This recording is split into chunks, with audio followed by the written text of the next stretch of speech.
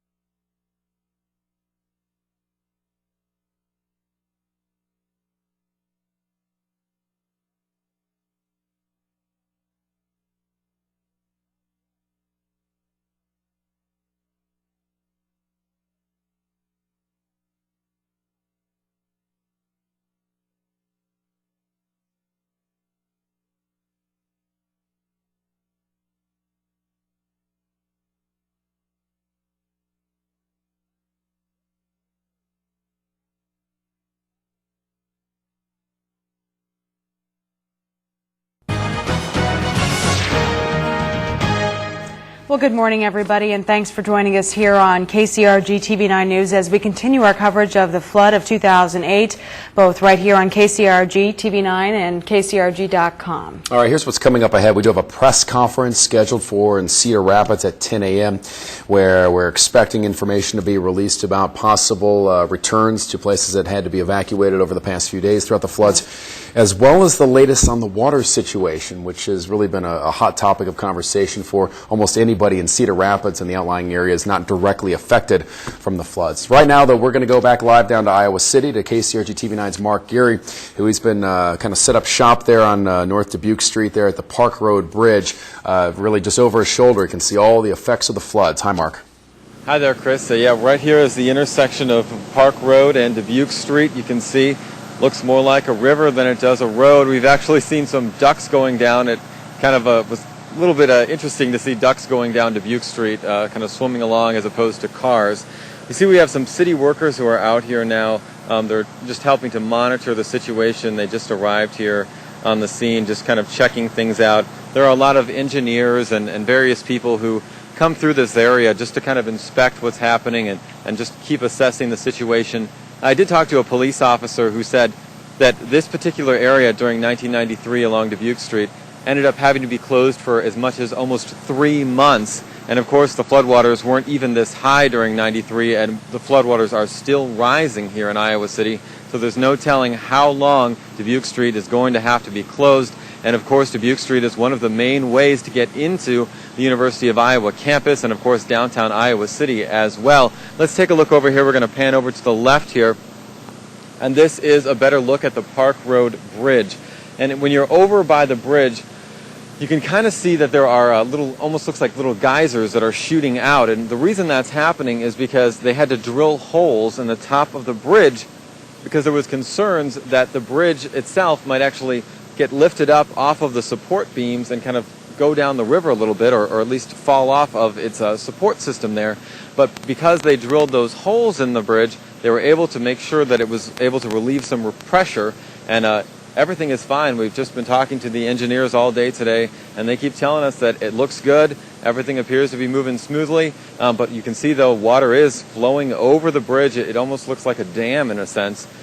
In addition to that, if you can see all that debris that is collected back there on the other side of the bridge, you can see that kind of big brown-looking thing, and what that is a dumpster.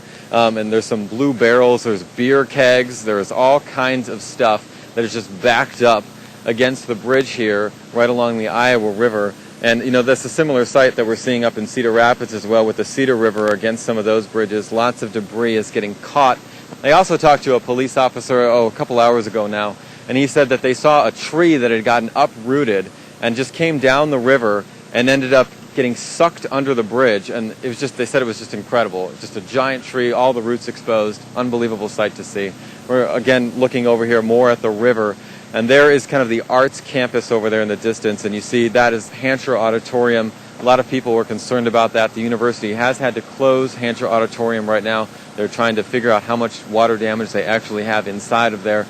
And over there to the left of Hancher Auditorium, that's the music building.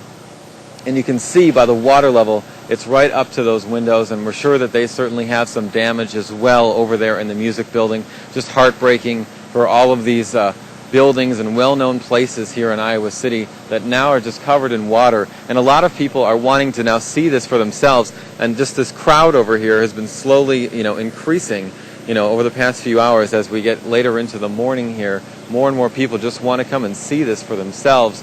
Usually in Iowa City you see a lot of people walking around, and there aren't that many people in the downtown area that we have seen so far today. And now people are starting to come out, and almost everyone has a camera or some kind of a picture. And once again, though, the police and everyone here is asking everyone, if you don't need to come down here, try to avoid the area, because there is a lot of congestion. A lot of roads are blocked off. It's not the most easy place to get around in, obviously, at this time, simply because there is so much happening here and so much water everywhere you look. And the other problem here in Iowa City is that the water is still rising. There's just no telling exactly. Right now they're predicting, I think I heard Joe Winter say, 32 to 33 feet sometime either late tomorrow or Tuesday. But again, they don't know. They don't know how much water is going to come through here, and this river has been unpredictable. Just no telling what is going to happen here in Iowa City, and that's why everyone is just monitoring the situation. They were sandbagging at the University of Iowa quite a bit yesterday. You might remember all those pictures we showed you. Thousands of people filling up thousands and thousands of sandbags. Some of them were out there 5, 6, 7 hours, loading up sandbag after sandbag. And you could see at the end of the day they started to get so tired and worn out, but they kept moving on and kept going forward. And that's kind of the case here, with these roads that are closed off. And people here, I don't think they're at the point where they can look beyond what's going to happen next, because we're still in that stage of we don't know how bad it's going to be. We just went inside one of the fraternity houses that is further along the river here, and it's just kind of interesting to see because they've got the water is right up to their window, and there's about, I'd say like this much space, and you look out and you really do feel like you're on a ship of some kind when you look out the window there. And they're concerned if the water rises up any higher than it already has, that it's going to start rushing in there. They've already had $50,000 worth of damage. The water's rushed into the basement. Just a lot of concern there. Okay. Again, Mark, we have a question for you, actually. Mark, I want to see if you can actually have the camera keep on swinging over towards the arts campus, if you will, especially the music buildings, because I've been exchanging via email with a music professor down there in that building over the last few hours, and she's actually said, I know we'd talked earlier about whether instruments would be safe, and she actually wrote me back saying last Wednesday and Thursday many staff, students, and faculty worked for hours to move valuable items either out of the building or up to the second floor, which they were hoping would not flood. She said she's not sure that everything was moved. Many pianos might still be on the first floor, though. Several pipe organs, though, could not be moved. Those rooms were sandbagged and covered with plastic, but she said it may be very likely, of course, that water seeps in.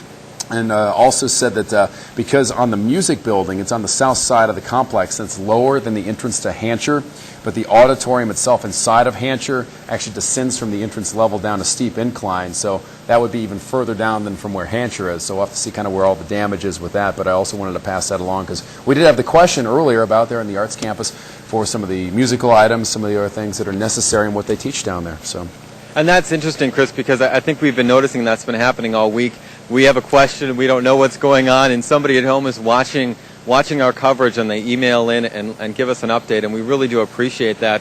If you do have information, or you work in one of these buildings, or you know what's going on in one of these places, be sure to keep emailing us in or calling us at the station with updates on what's happening, because we're trying to get as many places as we can, but there's only so many places we can go, and we'd love to get as many details, just like you found out from that person at the music department about the instruments. Yeah. I'm sure a lot of people were wondering that. Yeah. All right, well, TV9's Mark Geary, thanks for giving us that look. Obviously, stay away from that water, Mark. It's dangerous down there. So, again, a live look at Iowa City this morning as the water continues to rise. It's really so dramatic when you see that. You see the Park Road Bridge coming off to North Dubuque Street.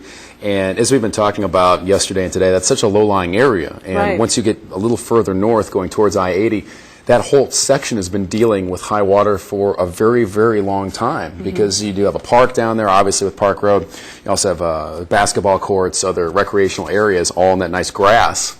But now it's all, of course, covered with water. Again, just a couple minutes from now, we will be checking in on a press conference here in Cedar Rapids put on by Lynn County officials as well as Cedar Rapids officials. No doubt we will hear from, hopefully, the city engineer, the city utilities director, and I know we've been talking with Dave Coach from the Cedar Rapids Fire Department, but as we were talking about earlier this morning, all of these departments, and including down in Iowa City, I'm sure the same thing's happening.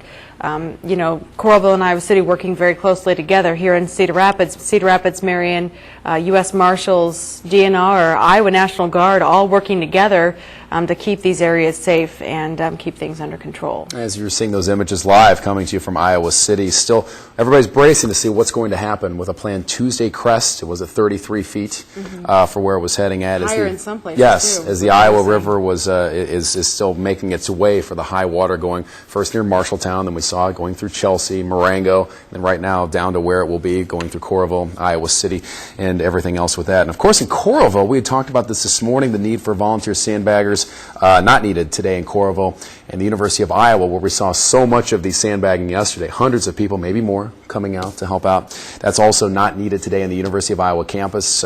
Seems like campus officials are at the point where they think they've done about as much as they possibly can for there.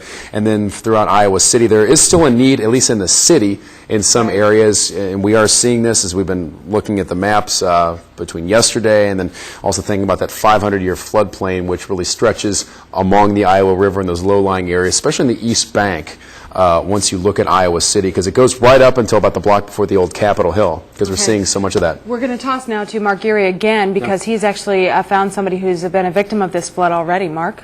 Yeah, that's right, Ashley. There are a lot of people, like we were showing you earlier, who are just coming out here to see the sights here. And we had this gentleman over here, his name is Guy Smith, and you said you've lived in your house for 46 years. Yes. You survived the flood of '93, and what happened during that time?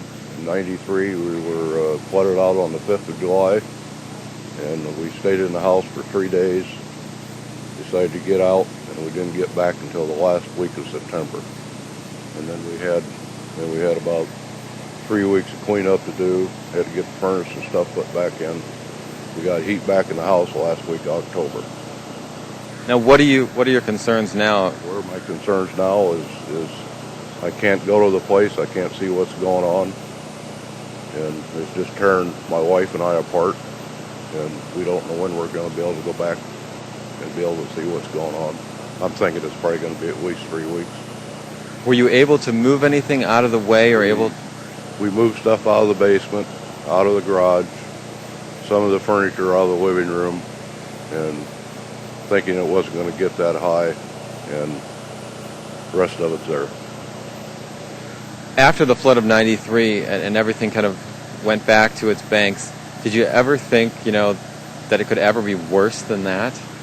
No, I always said to myself that everybody asked me if I was going to move after '93, and I said, no. I said the chances of that happening again in my lifetime is slim and none, and you can see what we got now, 15 years later. Does this what kind of a feeling do you get when you see this happening again? I can't imagine, having that happen, and I could see you thinking, oh, this will never happen again, and to have it be worse, it's just got to make you feel almost sick. Well, it just tears you apart when you can't see what's going on in your home, and you can't go back to it, and not knowing what's going to be left of it. It's just tearing me apart. I cope with it every day, but I don't know. What are you doing? Where are you staying now? I'm staying with my sister right now. We're probably going to end up renting a house or an apartment or something. Because we'll be out of there I know we'll be out of there for 6 months. Time we get things put back together. And it's just a devastating thing, and I feel for everybody that's going through it. There's people that probably have never gone through this before, but that are going through it, and it's just something that it's hard, really hard, it really is. Have you thought, do you still want to stay in your house of 46 years? Oh yes, I've been there 46 years, and I got a grandson that's 14 years old. I talked about selling the place last year. He says, Grandpa, you wouldn't feel right if you wasn't on the river. And he's absolutely right. Thank you. That is Guy Smith from Iowa City here, one of the many people who are certainly trying to recover from this flood that is still continuing here in Iowa City. Back to you, Chris and Ashley. KCRG TV9's Mark Geary reporting live from Iowa City, really putting a face on it because, again, we see the aerials, we see the images, but you really don't get to truly feel it until you talk to somebody who is out of a home. So. Yeah, and hopefully not too many more of those because hopefully the sandbags will hold, but no doubt we'll hear more stories like Guy's in the coming days. We want to go over a couple of things because we're approaching the 10 o'clock press conference where no doubt they're going to talk about water. We have some interesting little facts and figures that Chris and I just dug around for on the web from the American Water Works Association. We were going through and mentioning that, if you drink a half a gallon of water a day as a person, you can 64 have ounces. 64 ounces, yes. So there's 2 people that can share a gallon of water a day, right? Yes. Okay. And what we were looking for was, because we've been talking about 70 gallons per household, it's actually 70 gallons per person inside of a household, which means that, and this is coming from the American Water Works Association, average daily household water use is 350 gallons. So you have I to had get down. no idea it was That's that a lot. much. And if you imagine 120,000 people using 350 gallons a day, you understand why there is such a critical need and shortage. And, you know, showers. They're saying don't shower. But we just got something in. Our news director, Yes. Becky Luchin-Garter, just handed this to me. Mount Vernon High School is opening up for people to take showers. Mount Vernon High School. Okay, so bring your own soap, your own, I think they're saying towel. Your own shower. Your own shower. Bring your own soap and towel, probably anything Yes. you need. But obviously, if you need a shower, a lot of people are getting to that point. I'm going to break out the headband until I get one. But That's at Mount Vernon. But Right. as we've seen, though, getting to Mount Vernon, though, is not easy either, though. Right. Because you've had Highway 1, there's been issues down there. Highway 30, issues on there as well. 13, if you're coming down from Marion on top of that. Well, I guess this is a good time to say, you know, if you have friends or relatives or anybody who's, I guess, a call to action for anybody who is not in the area affected by the water shortage. If you know somebody who's in that area, maybe give them a ring and say, hey, you know, I've got water still that's not affected. Yeah. Come take a shower or do your laundry. And, you know, a lot of people probably have clothing that maybe has flood residue in it. Yeah, that might And- also be the case. Because as we're seeing the water pulling back in Cedar Rapids, we're seeing everything that's coming up from it. And we have some video of that from this morning. We Yeah. should take a look at that if we can get them to pull that up upstairs, because it's really incredible. You see, If you we know, can, all the Josh- businesses. Yeah, Josh Hinkle along with Jonathan Greg. had also gone all throughout downtown Cedar Rapids, because we could see the businesses. You could see windows that are not there anymore. You could see items that are now out into the street, because as it's There you all go. pulling back, you can see everything coming from downtown Cedar Rapids right now, just to give you kind of a look for this. And we're hoping to kind of get more information at the upcoming press conference scheduled for 10 o'clock on really what the status is in Cedar Rapids and throughout various sections of Lynn County between people trying to get back in. I know some people will be allowed in businesses today from 2 to 4. Down, just go to the U.S. Cellular Parkade, and if you do have a downtown business, you can be escorted in, bring proper identification.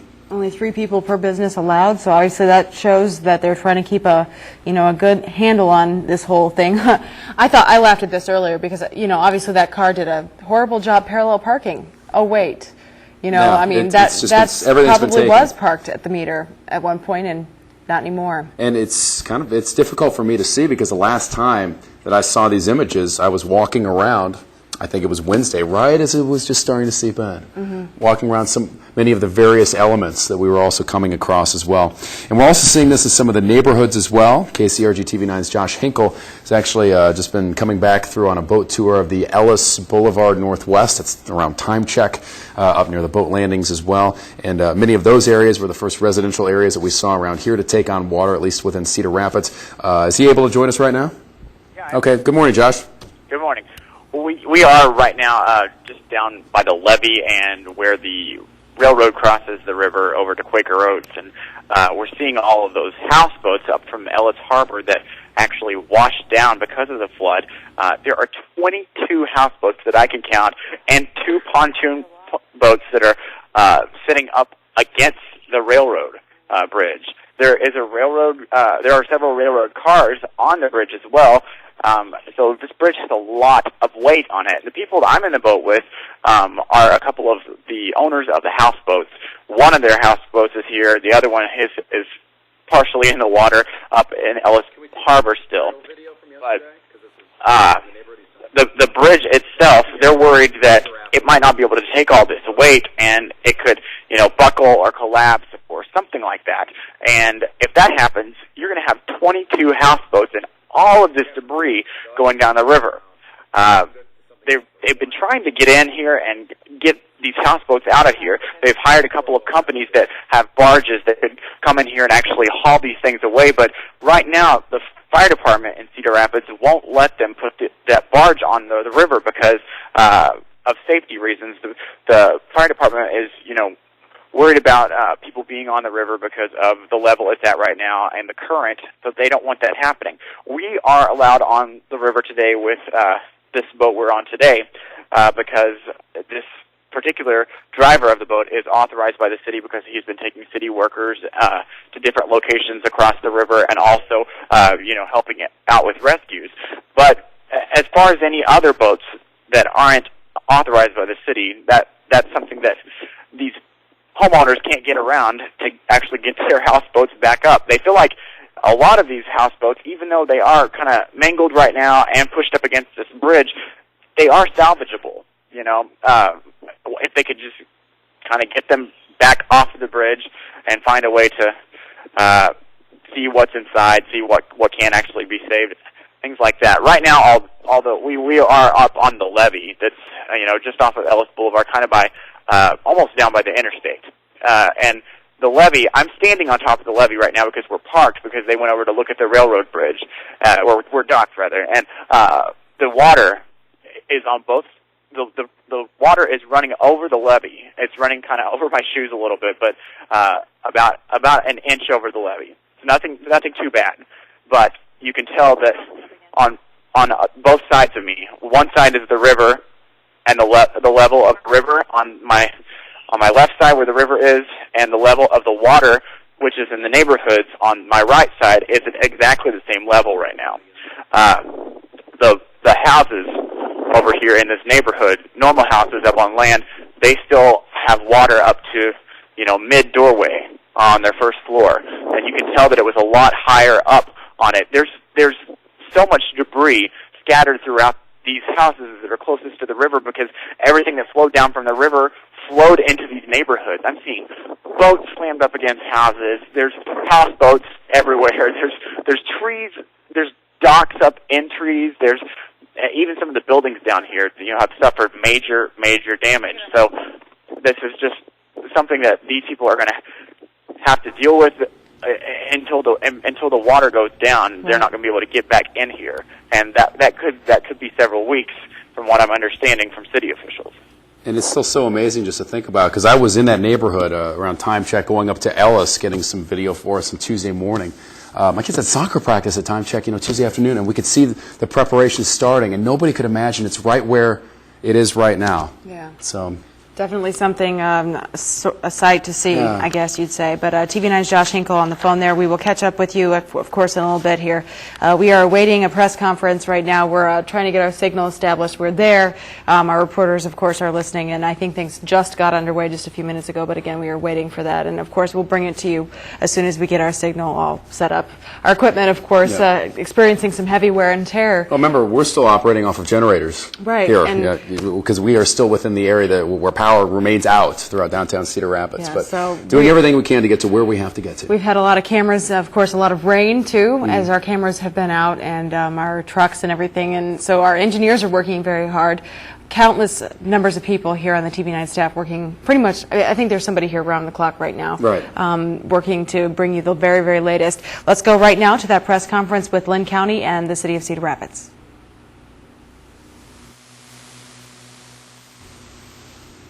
I think we're still establishing our audio, looks like. Okay. Obviously underway. But it is underway. We're still working just a little bit harder just to make sure we have all the proper sound to go on into this. We're still waiting for much information to come out of this, of course.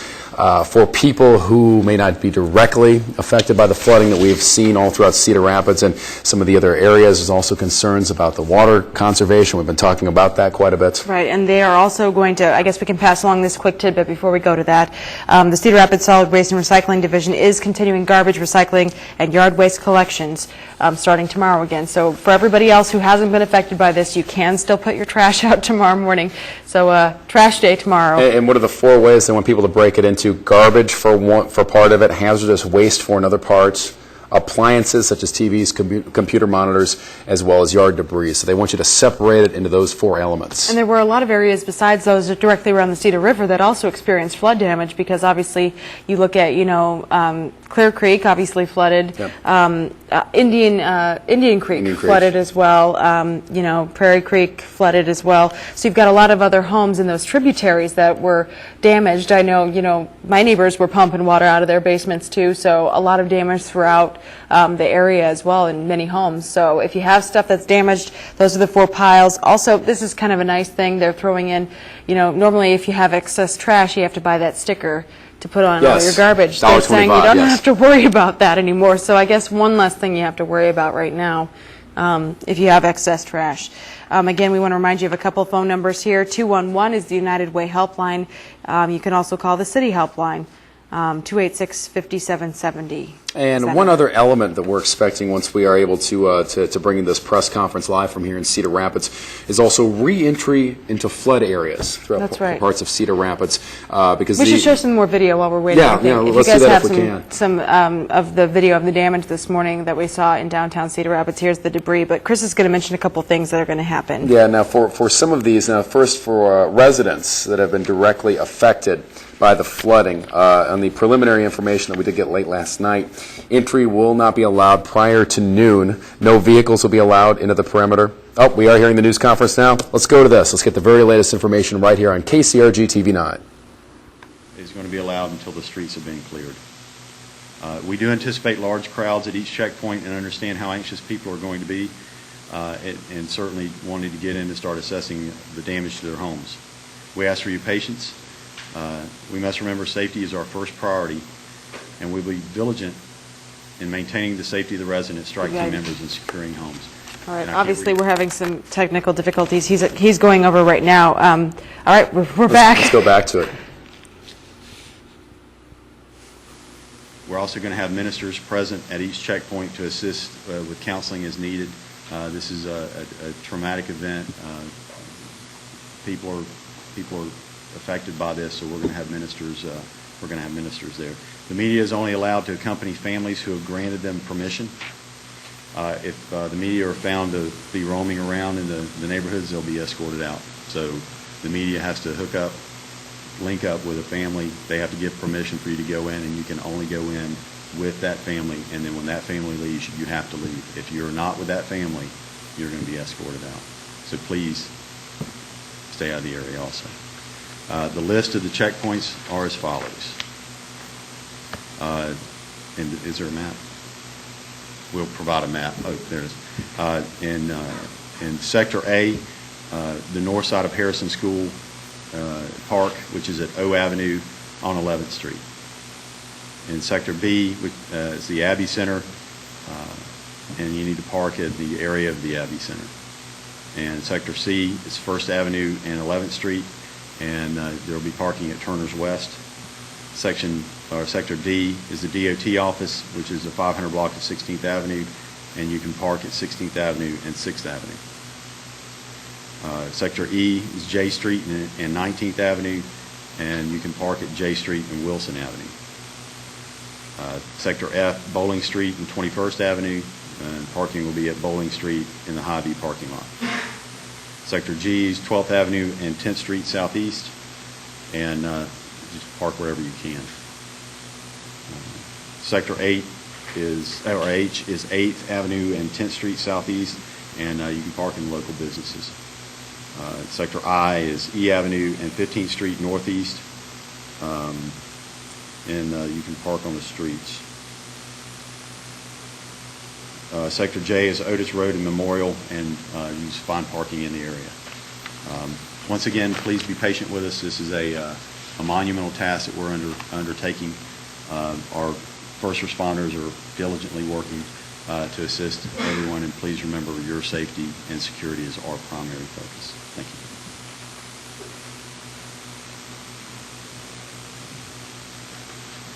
Thank you, Chief. Now we're going to ask the Director of Utilities, Pat Ball, to come up and give us an update on our water supply.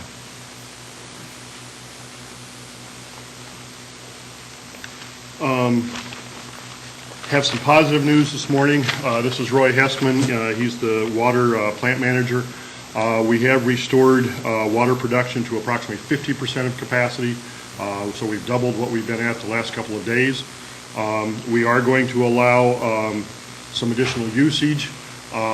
We are asking citizens to still use water conservatively, but that they can use it for bathing, for washing dishes, and light commercial use can also be restored. It is tentative. We have one pump up at one additional collector well, a couple of vertical wells, but we are still at only about 50% of production capacity. And if anything, I can think of a couple dozen things that could go wrong that could put us right back into a bad situation. So we are continuing to try to work to improve the system. It is not likely that we will have any additional wells on until the end of the week or later. And so we will not see any, likely not see any additional capacity increases until at least about this time next week. So we are telling citizens that they can go back into utilizing water. We are asking them to keep everyone from utilizing it immediately, that street houses with odd numbers primarily use the additional services on odd numbered days, and houses with even numbers use the additional services on even numbered days. We will monitor that over the next couple of days and determine what the usage is and make sure that we can match that, but that is something that we are asking to, particularly things like laundry, multiple loads of laundry, dishwashing, things like that. We would ask them that they try to use those on alternate days according to their house numbers. We will continue to monitor the usage and return to a more normal service as we go. The major industries are still remaining off, and we do want to thank those industries in particular. They've gone from using millions of gallons of water a day to tens of gallons just for sanitary services for their employees. They will continue to remain off for a while. We are working with them, and we'll be working with them today in particular to determine what their needs are going to be and whether we can bring some of those on in a partial mode and what time frame over the next week or two we would be able to do that. As far as primary uses for water, obviously drinking and washing hands, fire protection, which is one reason we wanted to get the reservoirs back up a little bit, brief showers, food preparation, simple dishwashing, some light commercial water usage. Again, and I don't think this will be a real issue, but no lawn watering. Make sure your sprinklers stay off. No car washing using city water. Try to minimize the use to wash down flood debris, although that we realize that as people are allowed to return to their houses, that's one of the primary things they're going to want to do. Garden hoses are one thing, fire hoses are something else, or something along that line. So use it judiciously. Balance the water needs as best that you can. Again, we're restoring water usage to a lot of the residential areas or increasing availability of that. But we want to emphasize that if we lose one of these processes, we could be right back into the same situation or even worse. So use things judiciously, and we will hopefully continue to improve over the next several days. Some of the water capacity, some of this production, all of the production is still coming out of the J Avenue plant. The Northwest plant is not yet back in production because the wells associated with that plant have not yet been able to be properly repaired. Again, I would just like to thank a number of people, the industries I've mentioned, the citizens of Cedar Rapids for their conservation efforts and all of the work that they have done to help us get through this tough time. We still have some tough times to come, but we are improving. And in particular, I'd like to thank the cities of Marion and Hiawatha for the additional services that they were able to provide us. We have cut those off right now, and we're no longer using the transfer from their systems. And I think most importantly, I want to thank Roy and all of the people out at the Water Department who have worked very diligently to get these services back into place and are going to continue to do so as we try to recover the rest of the well field and get those services in place. Along that line, however, the wastewater treatment plant is completely out of service. And so that is another reason why we want to restrict water usage as much as reasonably possible. Whatever is going into the sewer in one place is coming back out someplace else under the floodwaters. That's another reason why we keep saying you do not want to be in these waters. And that is going to continue to be that way for a while. We are working on trying to get the main lift station out there back into service, hopefully sometime this week, so that we can at least hydraulically move the water. The actual treatment processes will be weeks in coming back into service. So the wastewater treatment plant was completely flooded with the exception of the administration building and the lab. All of the processes are down. The substation, the Alliance substation furnishing power to that plant is down and was in the flooded areas. So it will be some time before that system comes back up.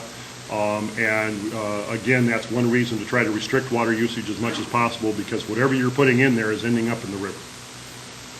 On a slightly related issue, as we move towards the cleanup efforts, we will be putting out a press release very quickly here on flood damaged item collection. We will be having normal collection services of garbage, recycling, and some yard waste in areas that are not restricted, in areas that are accessible. And we will be bringing in large dumpsters, and we've got about 150 roll-off dumpsters and the hook trucks to go with them coming in this week to start facilitating cleanup of items.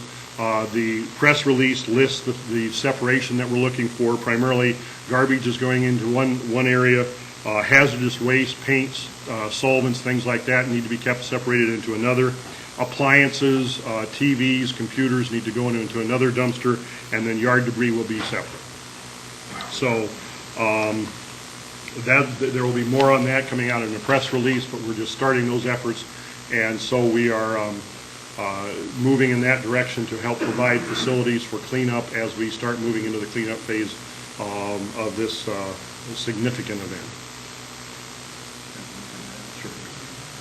Just one comment to make. The utility lab staff has been taking extensive samples of all the water system out there, and to date, all samples have tested negative for bacteriological or any other sort of contamination. So I just want to make that point first. Thank you.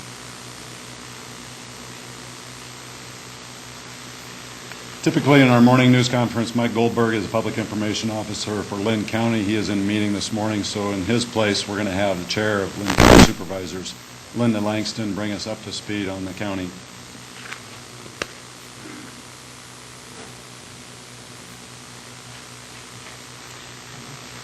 Good morning, and thank all of you for your efforts. The past 5 to 6 days have been incredibly emotional. The adrenaline, like the water, has surged. Emotions have risen and fallen. Unfortunately and unbelievably, that was the easy part. As we begin re-entry into our homes and businesses, things are going to become more challenging. It is imperative that everyone understand two things. Your city, county, and human service representatives will continue to work together to assist everyone who is impacted. If you need help, you will get it. If you need to get into an area to see your home or your business, you will get there. If you are going to need long-term assistance, you will receive it. In order to keep these commitments, we need your cooperation more than ever. Please, please follow the processes already outlined for re-entry into previously flooded areas. Please, if your home or business still has water near it, wait to attempt re-entry. Today at noon, PALO will have a meeting at the Atkins School. Supervisor Jim Hauser will be attending that meeting. Finally, thank you for assisting in our water conservation efforts. This is evidence that by working together, we Iowans can and will make it through the next weeks and months. We will continue to keep you informed in local media, through human service agencies, through emergency shelters, through the Chamber of Commerce, and through various websites. If people want to check on road closures, and there are many of them in Lynn County, the map with all the road closures can be found at www.lynncounty.org. Again, thank you to everyone, and just as we did during the rising flood waters, as we learn of something, we will make sure that we get that information to you. Thank you. We've also got Maxine Kavanaugh here with us from FEMA. She's their public information officer, and she may have had to take a phone call. So I am going to, right now, until she comes back in, give you an update on the river levels. They continue to go down, as you can see just by the evidence on the streets. The current level as of about 7 a.m. this morning was 25 feet. It's expected to drop below the record level in 2 more days. And it's expected to drop below the flood stage of 12 feet in approximately 5 days. Those estimates are given to us from the National Weather Service, and we're hoping they're accurate. I'm sure they are.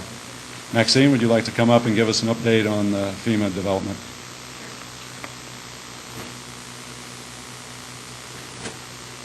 Good morning. We have, yesterday there were 6 trucks of water delivered here to the Cedar Rapids area, and from 2 different points of distribution, and another 6 are requested for today and will be delivered. FEMA is meeting all the state's requests, and boy, guess what? Our registration went up exponentially after these other counties were declared. So yesterday we had 2,358 applications, which almost, yesterday the total was like a little over 5,000. Today the total is over 8,000. So people are calling in, and we appreciate that. Be sure to call the 800 number, 1-800-621-FEMA or 3362, or register online. We want to get you what you need to have. So if anyone has any questions about FEMA programs or where to make contact with FEMA people in Des Moines, I'll see you after the offline. Thanks. Thank you, and I would, we're wrapping up this morning. I would like to point out we've got a map up on the wall again for you with the different quadrants. We'll have handouts for the checkpoints for you as well, so you have those. At this time, are there any questions? Everybody's been asking me, my name is Justin Foster from kcrg, everybody's been asking me why can't we hear from the mayor or city manager in Foster? Yep. Are they available? The mayor has been available. She has spoken. As you can imagine, the city manager in a situation like this is extremely busy. We can put that request in. I know the city council members as well have been out. They've been going around their different districts, talking to people, talking to their constituents. They've been made available as well for interviews at any time, and we'll continue that. Any other questions? Am I hearing that A, the strike teams are going to look at every home that's been in water, and B, people aren't going to be allowed to stay in their homes once they get in? They've got to leave at 8? Can you clarify both of those, please? That's exactly right. The strike teams will enter every residential and business area that was underwater. They will do that methodically as the water recedes. And you're also correct that once the individuals go into their home, it's just a quick assessment. As Chief Graham announced, they're only allowed to carry out what they can carry. There's no trucks, there's no trailers, there's no carts, there's no wagons, nothing like that. You have to understand the streets are full of debris. Once this initial recovery phase is over, the Streets Department will go in, clear the areas, make sure that there's room to move and it's safe. But at this phase, they will go in, they will come out, and they will not be allowed to re-enter a second time. I know people have been understanding, but don't you expect resistance to that? Once people get in, they're going to want to stay? We may, but the conditions inside their houses we feel are not safe. There's no utilities to the houses. They have to be inspected. Once the team comes out, there's going to be a need for electrical inspectors to go back in. As Vern Gephardt explained to us yesterday from Alliant Energy, they will not turn that power back onto those homes until a certified electrician can go in and make sure that those homes are safe for the power to turn back on.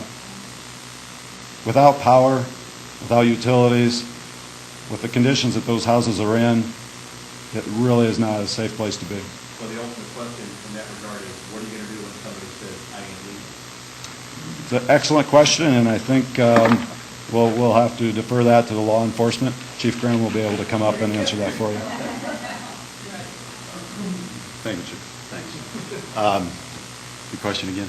Well, it seems that people are going to be allowed into their homes to take a look at what they can carry out. Right.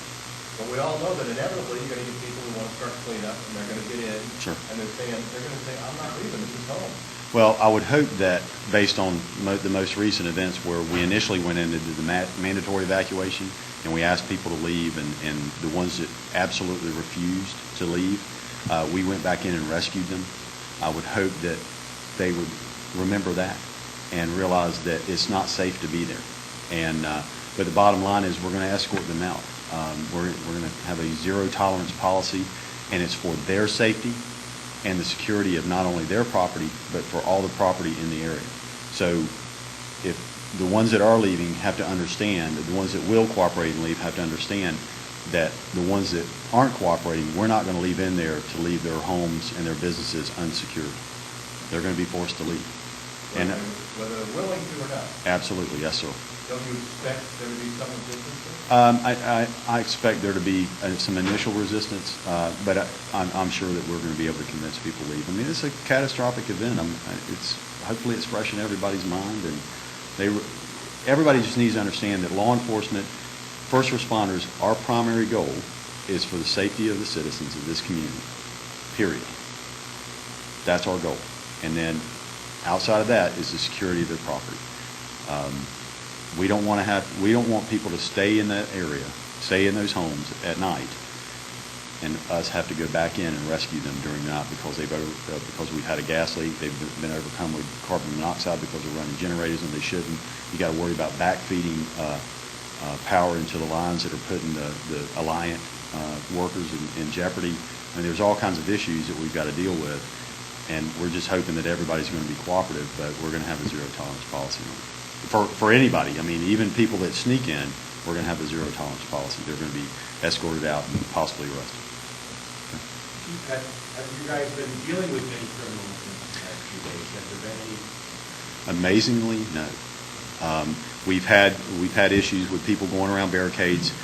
They've been very cooperative, but amazingly, no. We haven't had. We've had very few incidences of reported criminal activity that we haven't been able to verify. Everybody's been very cooperative. This is a great community, and I think everybody. I've even, as I've ridden around at some of the barricades, there have been citizens there keeping other citizens out, which is phenomenal to me. That the community is really stepping up as much as they are. Once these folks have been allowed in the first time to their home and their property, is there any kind of idea yet when they might be able to come back with a little more extensive follow-up? Sure. I suppose these checkpoints will be maybe moving forward towards the river as the neighborhood is cleared. Well, a lot of it's going to have to deal with as quickly as the water recedes, or at the rate of the receding of the water, and the restoration of power, so that people can come back in. If Alliant says it's okay, the building inspector says it's okay for these houses to be inhabited. They are inhabited. Then those will be evaluated, and if we need to move the perimeter in, we will. But at this point, we've got no plan of a time or day when that's going to occur. One quick story: we had somebody I was at one of the checkpoints yesterday, and one of the citizens was in their home. However they got in there, I'm not sure, and they were pumping water out of their basement, and the wall in the basement collapsed. That's the kind of dangerous situations we're talking about where, I'm from Florida. We didn't have basements. If you were in a basement, you were in the aquifer. But as you pump water out, the pressure is so great, and you could have the entire structure fall on you. So there's a lot of concerns, health concerns, safety concerns out there, and we're hoping everybody's going to be cooperative with us.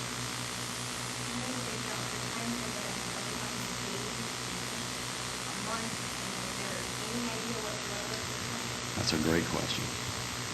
Let me help it, Jim, just a little bit. Thank you, Chief. Yeah. You might want to stay right here. the time frame of this is it's not going to be months before they're allowed back in. I mean, we realize people want to get back in just as soon as possible, and we'll do everything possible to do that.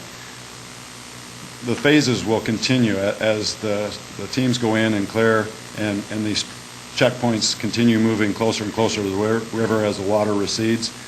Right behind them is going to be solid waste and streets, clearing those streets and making sure all the debris is out. Once that's done, then we can methodically again start allowing people back in to start cleaning their houses, putting the material out on the curb, as Pat Ball said, and it will move fairly quickly. But as we said, these are all plans that we have to make sure that we can manage before we tell people, absolutely, it's going to be 3 days. We just simply at this time don't know that. Any other questions?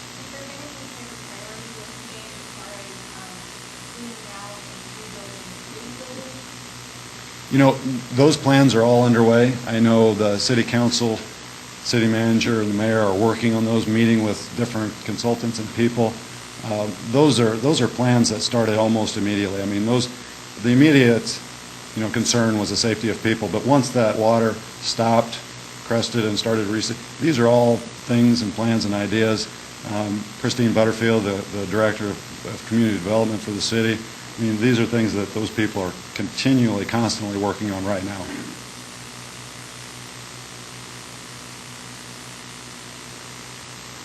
No more questions. We'll have another press conference this afternoon at 3 o'clock right here. Thank you very much.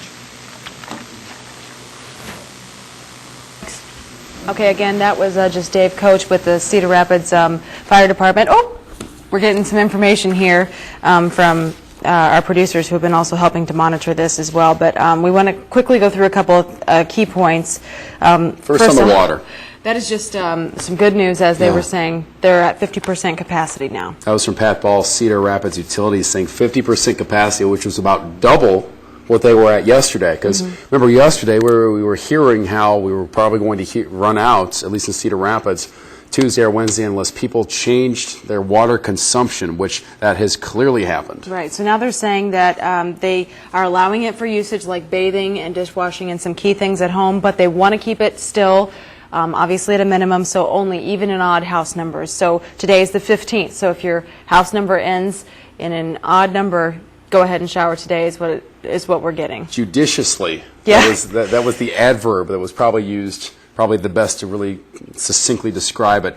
Use your water judiciously if you're within Cedar Rapids. Also, some other news out of that, no longer using water from other systems as well. So very good news on that. However, for wastewater, still... Right, so everything you flush basically goes right into the bottom of the Cedar River or through the sewer system. So keep that in mind. Treatment's still out of service. Yes. Completely flooded, and they're working on that. And that is a major part of why they want you to stay out of the water, not just the currents, not just that, but you know what's in the, you can probably get a pretty good idea of what's in the content and the makeup and the composition of the water that's still flowing through so many streets. And now we want to go through one of the things that was the key point of that press conference was when they're going to allow people back into their homes. And we have a graphic, a map graphic that goes through those quadrants. You see that here. Of course, thanks to Joe for pulling this up on his computer so quickly in the weather lab. That's been broken into 10 different sectors throughout the city. We'll start on kind of the northwest and work our way down alphabetically. For Sector A, it's on the northwest side. You're asked to go to Harrison School. That's at O Avenue and 11th Street. For Sector B, which is a little bit south of that, right abutting it, it's to the Abbey Center. For Section C, Sector C, 1st Avenue and 10th Street. For Turner's West. Okay, and then also for Section D, it's at the old DOT building, 500 block of 16th Avenue and 6th. And then Section E, it's J Street and 19th Avenue is where they're asking you to meet. And they're kind of asking, and they also talked about the parking issue here. You know, you can pretty much find it parking around the area is what they're asking. Go ahead, Chris, with the next couple sections. And then we are on F for the next one, correct? Right. Okay, that would be a little bit closer to Czech Village, of course. For Sector F, that would be Bowling and 21st. So that one, of course, right along the Cedar River. For G, that's on the other side now as we're moving a little bit southeast. For this one, if you are within that sector on the map, you're asked to go to 12th Avenue and 10th Street Southeast. And then getting closer to downtown, you're talking about the H area, the H quadrant there on the map. So looking on the other side of the river there, 8th Avenue and 10th Street Southeast. And then I, which we've determined, Chris and I were kind of talking, goes all the way from Quaker and then down toward the H section. That kind of includes the main downtown area. They're asking you to meet at E Avenue and 15th Street Northeast. And then for J, that one was kind of the far southeast region of the places that have been affected. Otis Road down at Memorial, so down there. So those are your 10 different sectors throughout, and no one will be allowed in before noon. But if you do have an interest in trying to get back into your residence, go to those places that we've just mentioned throughout there. And I know we're working to get that up on our website as well. Our webmaster dutifully working in the newsroom. Again, yes. Yeah, and tirelessly, as everyone is here. Another person we heard from at that press conference was Lynn County Supervisor Linda Langston. Some key points that I took, and I just found it so reassuring as a resident of this county. If you need help, you will get it. If you need long-term assistance, you will receive it. She had some very, very good things to say, obviously citing that it's going to need a lot of cooperation from everybody to make sure they can keep those promises. And she also said to just please follow the processes, right? You know, to get into this, because it's easy to say, oh, there's always government forms to fill out. Well, there is a purpose behind these, and some of the numbers that had been brought about from someone who was also speaking on behalf of FEMA for it. 2,300 applications had come in just yesterday, making it about 8,000 applications. I do believe we have some new video coming in as well. Let's take a look at that as we kind of go over a couple other issues from that press conference this morning. We heard from Cedar Rapids' new police chief. Okay, so this is at 6th and 6th. Taylor Elementary down there. Right. We heard from Cedar Rapids' new police chief, Chief Graham, that there's going to be a zero-tolerance policy when it comes to safety. You know, if you get in, you're allowed that time, then you have to get out. And even to the media, he said that, you know, obviously we will be monitored very closely. We have to find a family, go in with them, and then we go out with them. We're not allowed to be there. Obviously, just a few days ago, we saw footage of a boat tour where this was underwater. I was standing right there about 3 days ago when we were trying to get up, but we couldn't because of lightning, right as all the preparations were coming in. So obviously the water going down there in that whole area, but some other points that we want to make. Safety and security, that's what they want to focus on as they take people back in. They have had some issues. This is what Chief Graham was also saying, though, what people do as going around barricades. We're just asking for all the people to help out, all the police, all the other instances where they come across law enforcement. But very few examples of criminal activity, which Chief Graham did mention. And the rate as the water recedes, also the restoration of power will also come back in as key factors for securing the perimeter and letting people back into their homes. And there's also a new meeting for Palo residents today. Yes. That is in Atkins, I believe. At the school there. Right, we'll try and figure out exactly what's going on there. But Jim Hauser, Lynn County Supervisor, will also be at that meeting. And, of course, they're going to try and get things established for the community of Palo, that at noon. We did have a couple of other points. Do I want to touch on river levels for what they've gotten into from the National Weather Service from what we've seen? Had been measured at 25 feet as of this point. National Weather Service is estimating that the river levels will drop to about the flood stage of 12 feet within about 5 days. So, and we have been seeing the water going back. We've seen it throughout here in downtown Cedar Rapids. You're seeing it as well as all the damage that is resulting, but they are saying it should be back within the flood stage of 12 feet within about 5 days. Yeah. Something to pass along here. We mentioned, of course, that they're allowing showers now. Even though the water, they ask that you don't overuse it, obviously. Judiciously, they're saying. And we had mentioned earlier today that Mount Vernon High School was offering showers. So this is a good thing to do if you still want to be easy on the Cedar Rapids water system, which they are encouraging. From noon to 6 today, you can also go to Mount Vernon High School. And you have to enter Mount Vernon from the north because of all the road closures there. So if you have your own supplies, the shampoo, soap, and towels, public laundry facilities also available for those in dire need. So definitely something to keep in mind, because they are saying, you know, while we're up to 50% of our capacity, he said, I think his words were he could think of a whole bunch of situations that would, you know, get us right back to a bad situation. Remember just how quickly we've gotten to this point where they were going on 3 or 4 days of capacity to 50% capacity, and it could turn very quickly. So just the city's asking you, if you are within the Cedar Rapids water system, still use it judiciously.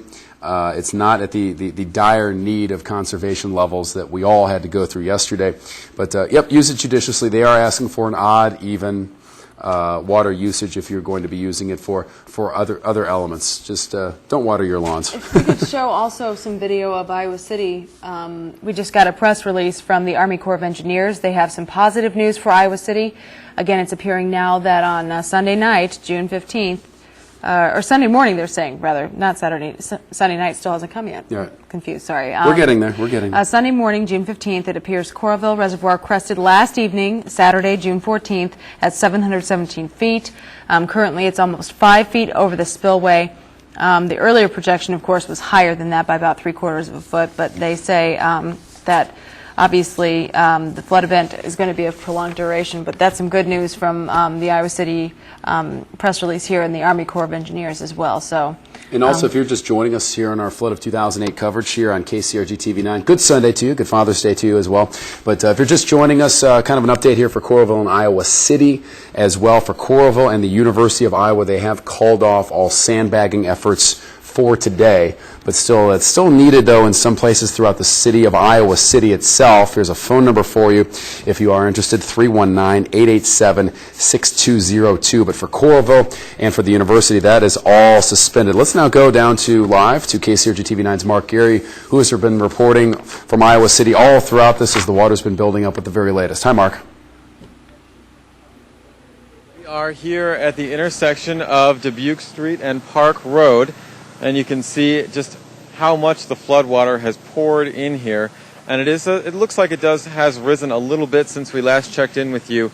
Water is moving very quickly over here. Since it's so spread out, it's a little bit more difficult to see. Now, this particular intersection, if we can stay over there for a little bit longer, this, during the flood of '93, had to be closed for almost 3 months because the water is not receding as quickly, or it didn't at that time, and they're kind of anticipating that there's a possibility that that may happen again. We just heard you talking up in Cedar Rapids saying that it could be, 5 days before much of the water recedes. Here, it could be a much longer wait simply because the flow of the river and the way things are set up down here in Iowa City, there's a chance that it may not recede quite that quickly. And like I said, a lot of people have come up to me and said, back in '93, this was closed for 3 months, and the water was not even nearly this high back in '93, and they're really concerned for how long this will be closed. This is the Park Road Bridge, if we can pan over this way to the left over here. And this is one of those bridges that is just totally covered with water. Water is coming over the top of it. And you can see that there is a lot of debris backed up over there. That big brown-looking box thing is actually a dumpster. And there's a bunch of barrels there. There are beer kegs. There's all kinds of stuff that is kind of stuck against the bridge here that's floated down the river, been picked up off of people's property. And over there in the distance where you see all of those trees, and this is something we haven't touched on that much today, that is where City Park is, and that is a very popular place for people here in Iowa City, a very cherished and well-loved place. I've had people come up to me who have grown up in Iowa City and almost in tears talking about memories over there in Iowa City Park and just how it's totally underwater and how they just can't believe that it looks like that. You can't tell that there's a park there at all, other than I can tell you that where all those trees are, that's where Iowa City Park is at. As we continue over here, you can see the water rushing over the Park Road Bridge, and we'll move over here again more to the left, and you can see this is the arts campus on the University of Iowa right there across the river. Over there by Hancher, it looks like there are some people kind of walking around over there in the area. We've heard that Hancher does have some water that got inside of it. That's, of course, a very popular auditorium. They host a lot of big university events there.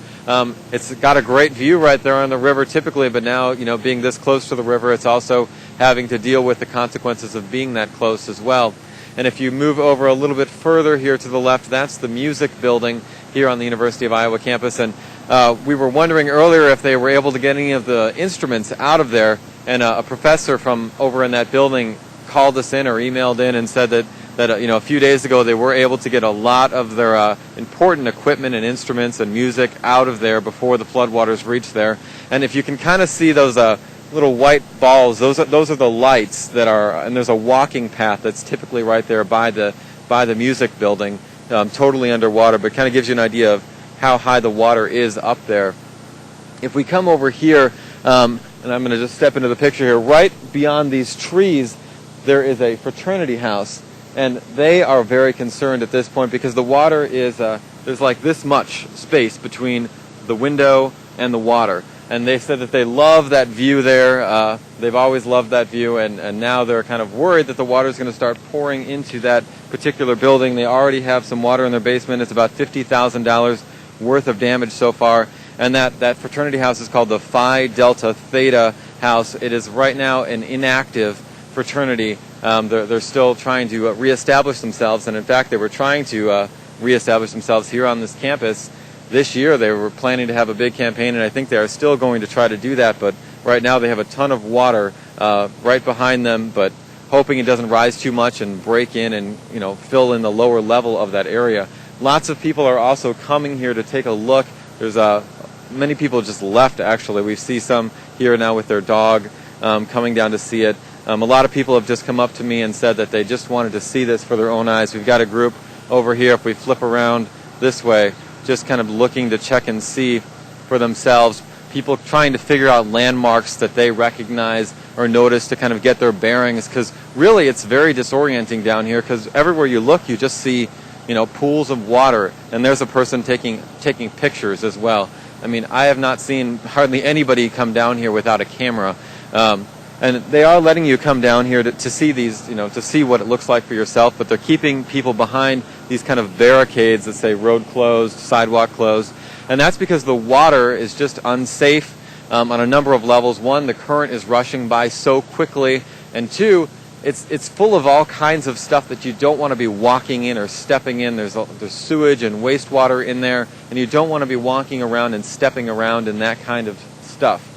And here we're seeing more people just walking down here to come and take a look for themselves as what it looks like here in Iowa City. We're still waiting for updates on exactly, you know, what else is happening in the city. We're checking in with them, trying to get the latest information for you. Did want to make sure that everyone knew that you don't need to be going to those sandbagging locations that we had mentioned yesterday. They want you to simply call the city in order to sandbag. And I think, Chris and Ashley, you had just mentioned that. If you want to give that phone number one more time, that'd be great. Yeah, we do have that. The phone number for people interested in sandbagging, 319-887-6202. Mark, I had one question for you, though, from where you're at. Okay. Because since you're near all the high water, and I saw one of them flying next to you, are you catching a lot of mosquitoes down there, or any other elements? Because we have seen that in a lot of the flooded areas, naturally. There have been a lot of mosquitoes, and actually yesterday we were noticing that issue, and they were flying all over us, and we went to the gas station and bought a big can of off to kind of keep it off of us, and sprayed it on me and our photographer. So they are flying around here. It's not particularly as bad right now, but in different parts of the city, I don't know what attracts them, you know, where there's water, but it was bad enough to make us want to go get a can of off to spray on ourselves. All right, thanks again for those images that you brought us all morning throughout Iowa City. We appreciate it. Mark Erie reporting. All right, in just a couple of minutes, we should let you know, in about 10 minutes actually, we're going to take you live to a church service happening this morning. Of course, the past several weeks has been very difficult for many people, and we're going to give everybody a chance to kind of see what's going on in terms of, you know, people gathering together to reflect and pray and listen to some music. So we'll be going there in about 10 minutes. But we have been talking a lot about the effect of the floodwaters on animals, and KCRG TV9 Scott Sable went to Kirkwood to check out the situation for all of the animals being taken to that shelter. Let's have a listen. With the Cedar Rapids Humane Society washed away, Kirkwood Community College has become the main shelter for animals that have been displaced because of the flood.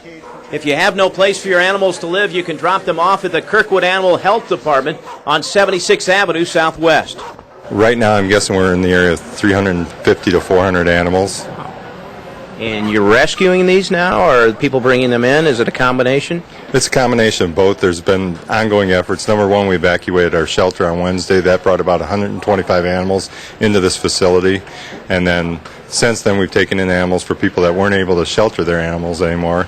And we've also had boat crews out, recovery crews, that have been recovering animals that are just basically stray in the water in the floodwaters. So it's a combination of all three things. How many can you hold out here? I mean, that's a lot of animals. Great question. We continue to expand. Kirkwood's been gracious in giving us their facility.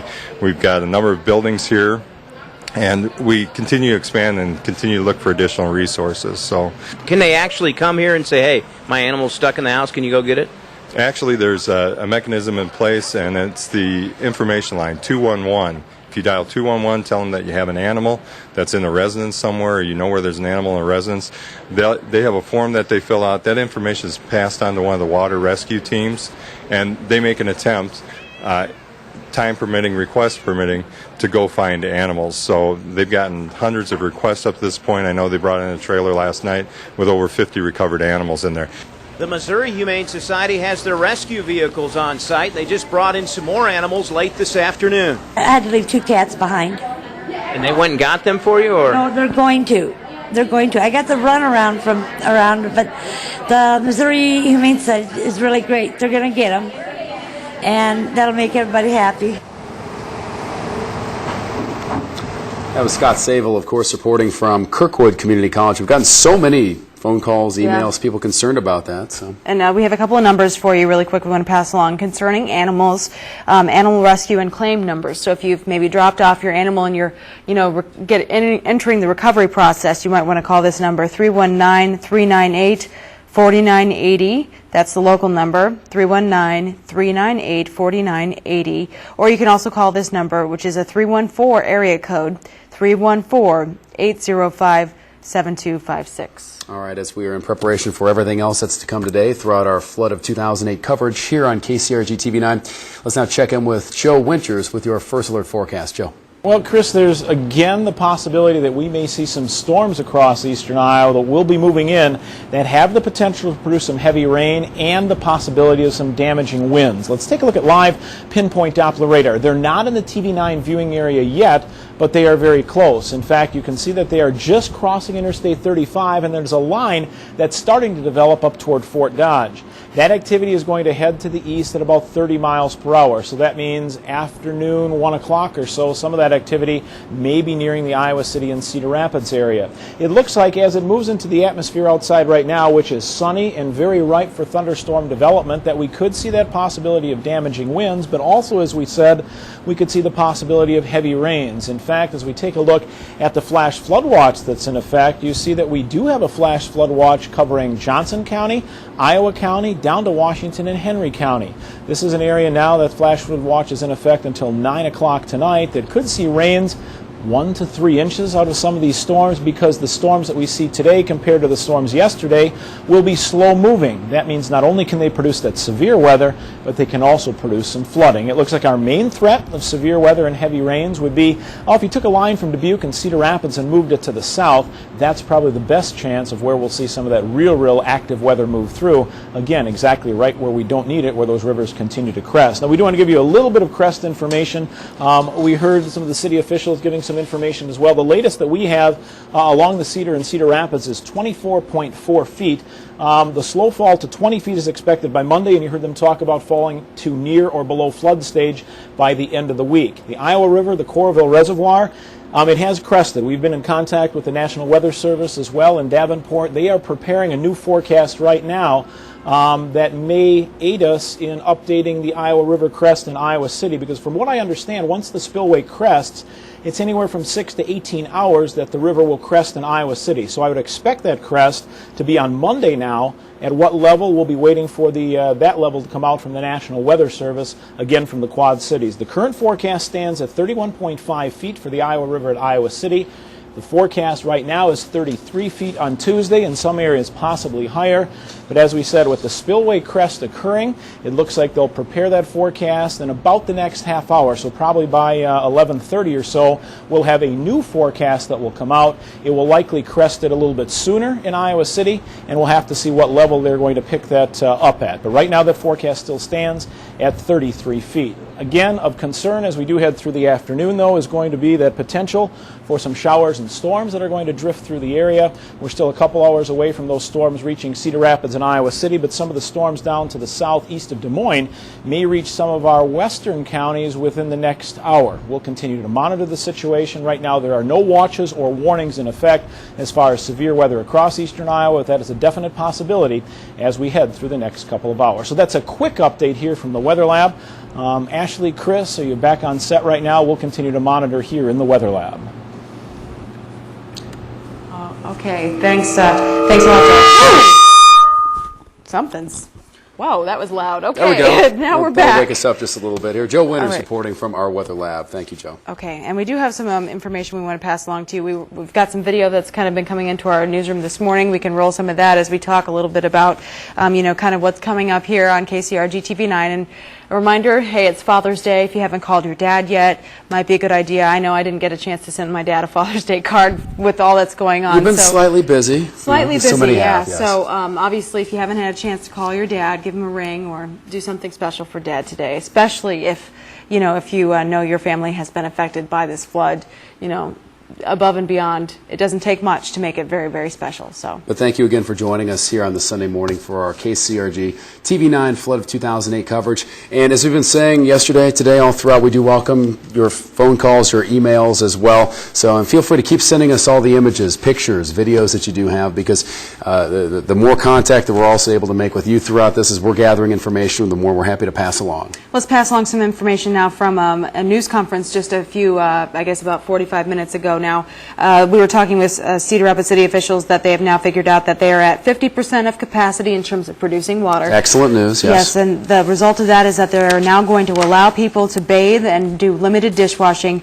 They are asking you to observe, instead of a full reduction, just even odd house numbers. So if you're an odd house number, then today would be the day that you can go ahead and shower and do all those things. Tomorrow, even numbers can do that. So alternate days, even and odd. And as they've said, for so many reasons to stay out of the water that we're seeing flooding, wastewater treatment remains out of service throughout Cedar Rapids, so you can pretty much figure out what the makeup of the water that you do see is made up of. But we are seeing the water going down. They also said the National Weather Service is estimating that the Cedar River, what's become the Cedar River, all throughout the areas that have been affected, will retreat back to within flood stage of 12 feet. That will be within about 5 days. You're looking at a video here that's going to be coming up of the Taylor Elementary neighborhood in Cedar Rapids. And this is new video in this morning to the TV9 newsroom. Of course, you know, a lot of this Chris and I are just seeing kind of for the first time too. I think this is only the second time this video is played, and you're seeing what's left after these floodwaters have receded or begun that process, which actually they said, I think, that they're receding more quickly than they had expected, yes, which is definitely good news. And but now the true cleanup begins as people are able to finally start seeing exactly what's been left behind. And you can only wonder for some of these neighborhoods, you know, between this, moving a little bit further north up to Time Check and further up onto Ellis. Josh Hinkle has been taking a boat tour where he's been able to see those neighborhoods. We did have Claire Kellett in the Czech Village yesterday, where you could see water up to the first floor on some of those. You'll be able to see the pictures of your neighborhood. Again, we are trying to get to all of them. We want to pass along as well, we're trying to get a graphic made for you about all of the checkpoints that they announced for limited access back into the areas that have been flooded and evacuated. And of course, you're seeing these pictures here, but even the media is going to be limited by these checkpoints. So keep that in mind. We're working on that. As soon as we get that list put together, then we'll get it out to you as quickly as possible. Yeah, there's a total of 10 of the various sectors where you've had people who have truly been affected throughout Cedar Rapids. We will get that information out to you as soon as we can. Some good news, though, from the new police chief, Kenneth Graham, who's, of course, come up from Florida. I believe his inauguration still has not happened yet. I think it's supposed to be the 19th. Yes. I know he started already, but boy, what a welcome. Welcome to the city, right? Yeah. It's not always like this. This is what people have also told me wherever I've been. They're like, Chris, welcome to Cedar Rapids. It's not always like this here. Yeah. And I'm like, I know. But still very few reports of criminal activity, we are happy to report, as well. There have been some instances of people going across barricades, which, of course, he has said that will be dealt with quickly. Quickly, yeah, exactly. We want to pass along, too, that, you know, the Whitworth Senior Dining will be preparing meals for home delivery at Washington High School. And all the Whitworth dining sites, with the exception of the one downtown and the Palo site, are having meals.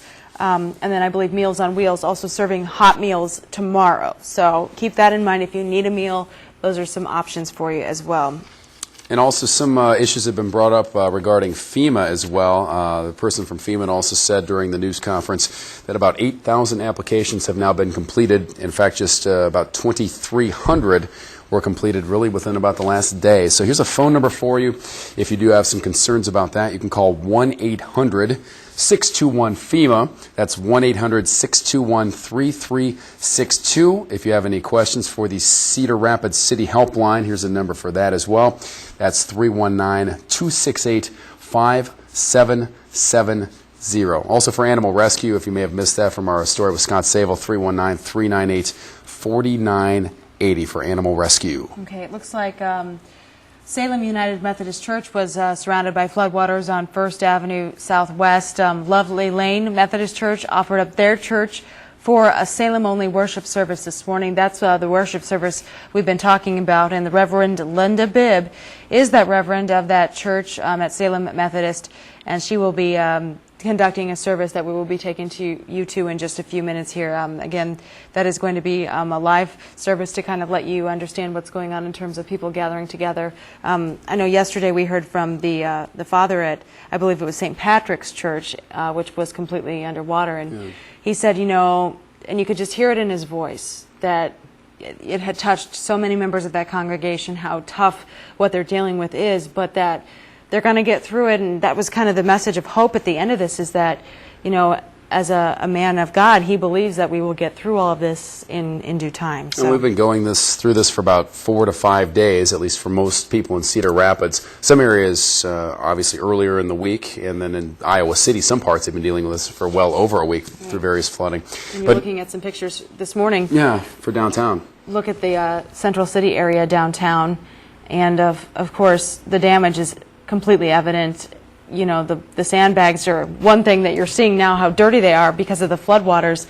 We can't emphasize that enough. Wastewater treatment's down, so the floodwaters are going to continue to literally be, you know, you hate to use the terminology poo water, but I mean it's almost truly it's wastewater, so keep that in mind. And what I'm still amazed by, still very jarring when I see it, is when you see the spots where windows used to be. Yeah. You know, because it's gotten in, because the pressure has gone right down all throughout them. This video coming to us, shot just within the last couple hours here in downtown Cedar Rapids. This is what people who are downtown, who are working, as you can see right here, this is what they are walking in. This is what they are seeing. This is what is left right now throughout these parts of downtown Cedar Rapids. A lot of these levels, these businesses that were on the first level have lost everything.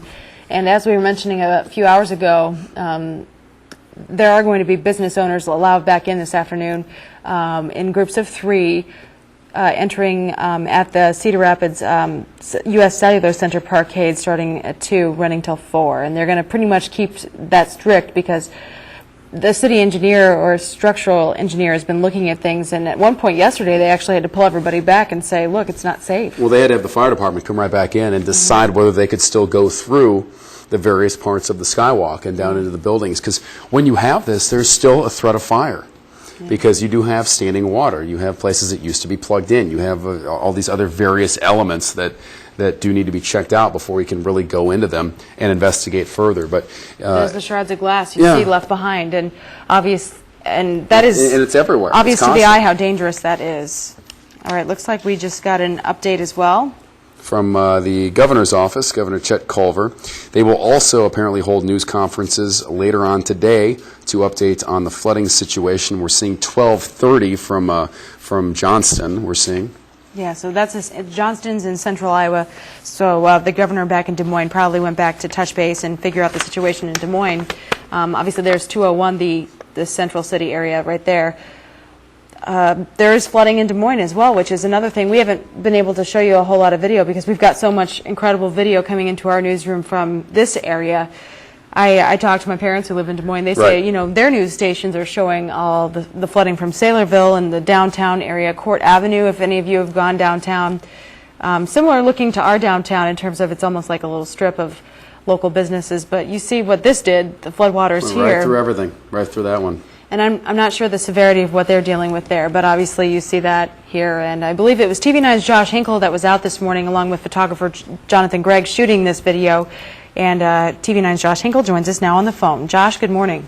Hey, good morning. We are actually on that boat right now on the Cedar River just north of where the railroad bridge crosses over to Quaker Oats. And are you actually on the river then? Yeah, we're on the river right now, and I can see all this damage from where these houseboats, 22 houseboats floated 2 miles away from Ellis Harbor, and they're all caught in the railroad bridge here right by Quaker Oats. And, you know, a lot of them are pretty torn up, but some of the owners think that they can actually salvage them after they floated that far and slammed into this bridge. So that's the thing that they want to do now, but the city says that it's not safe for people to be on the river unless it's, you know, an emergency, like a rescue or something like that. That's the only reason they're letting people on the river. And these homeowners are saying if they don't get to their boats now, their houseboats now, then they may not have a houseboat left in, you know, a week when the city might let people back on the river when the levels have finally come down to a safe level. And Josh, now, as you're heading from where you are, also approaching Ellis Boulevard, Northwest, and Time Check, can you see over to where the houses are as to how high the water is at this stage right now down there for some of those houses?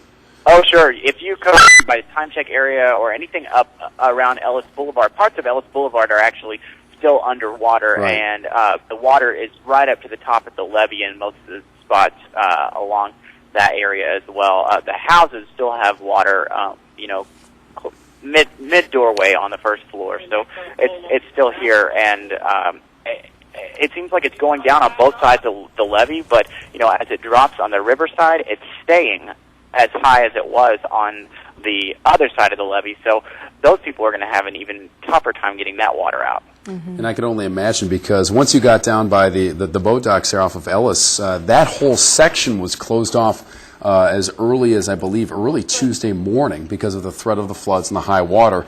And I just wonder how long it's going to take until that returns to, and normal is a relative term in this, but how long until you can actually have cars going back up and down Ellis, moving off to Edgewood. So still quite a bit of water there, though, Josh. Exactly. Yeah. We want to pass along some new information we got about Iowa City and the Iowa River. We mentioned already that the river had crested. Well, now they're saying, or the reservoir had crested last night. Well, now they're projecting the Iowa River to crest lower at 31.5 feet, so at 1.5 foot lower than the 33-foot crest that was actually expected before. Because we had been projecting 33 feet for Tuesday, and this coming in from the city manager of, I believe, Iowa City, Iowa City for this. Mike Lombardo. They also go on to write, though, in this. Keep in mind, however, this flood event will be of prolonged duration, as we've seen from Mark Geary, who's standing really right down there at the bottom of the hill at North Dubuque and Park. Flooding from rivers alone, such as the Cedar River in Cedar Rapids, subsides more quickly than flooding associated with the draining of reservoirs. Because in '93, Mark told us that, well, that spot had been wet for 3 months. Right. So it is maybe pulling back for 5 days in Cedar Rapids. It may be a much slower pullback for Iowa City and Coralville, but at least this may be good news. A full 18 inches might make quite a difference for this, because it is a very flat area for some of that. So yes, that will help. We want to pass along something that one of our producers just told us as well. While Josh was doing that last report, that FEMA is not calling people yet, and this is going to be a concern over the next couple of weeks, in the sense that people are going to probably get taken advantage of, which is unfortunate, because there are scammers who come out, and that is another concern. People posing as law enforcement. We saw one person get arrested doing that last night. Impersonating a National Guard soldier. Yes, for last night, yes. I mean, that kind of thing is going to happen for weeks to come, and no doubt we'll be getting emails about that as well here at TV9. But if you hear about that sort of thing, definitely pass it on to us. We want to go now to that service, and it was, I believe it was Salem. Let me just quick pull this up. But it was the Salem United Methodist Church, and they are holding their service this morning at the Lovely Lane Methodist Church. Let's listen into what they're kind of going through. I want to share just a couple of ways in which we're going to see that tangibly very soon, in addition to the fact that the 3 congregations in Cedar Rapids that we're aware of that are underwater, St. James in the Ellis Park area, Trinity near you, and Salem, are all worshiping in, and the Matthew 25 Hub, by the way, which is in the basement of Trinity, is having a meeting this week at St. Paul's with their board to try to figure out what next steps are for them. So you've all been welcomed into other places, and you belong here. This is your home. In the Book of Discipline, it says that I don't know if you know this, but it says that if you're a member of a United Methodist Church, you are a member of the entire United Methodist connection.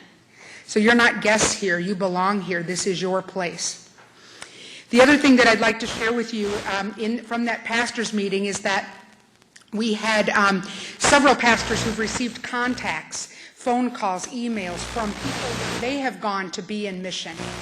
And those folks said, get ready, we're coming. We're coming. And it's an Iowa thing, I think, but we like to be on the good. How many times have you gathered and worshiped? We're having some issues, obviously, with our signal, but we were trying to listen in on that service this morning. Many churches displaced by the floodwaters, and so generous of them to offer up their facility for a service this morning. I did want to touch on this from Iowa City. I would be remiss if I did not mention this, because we had just talked about how the Iowa River at 31.5 feet, about 18 inches lower than the expected crest.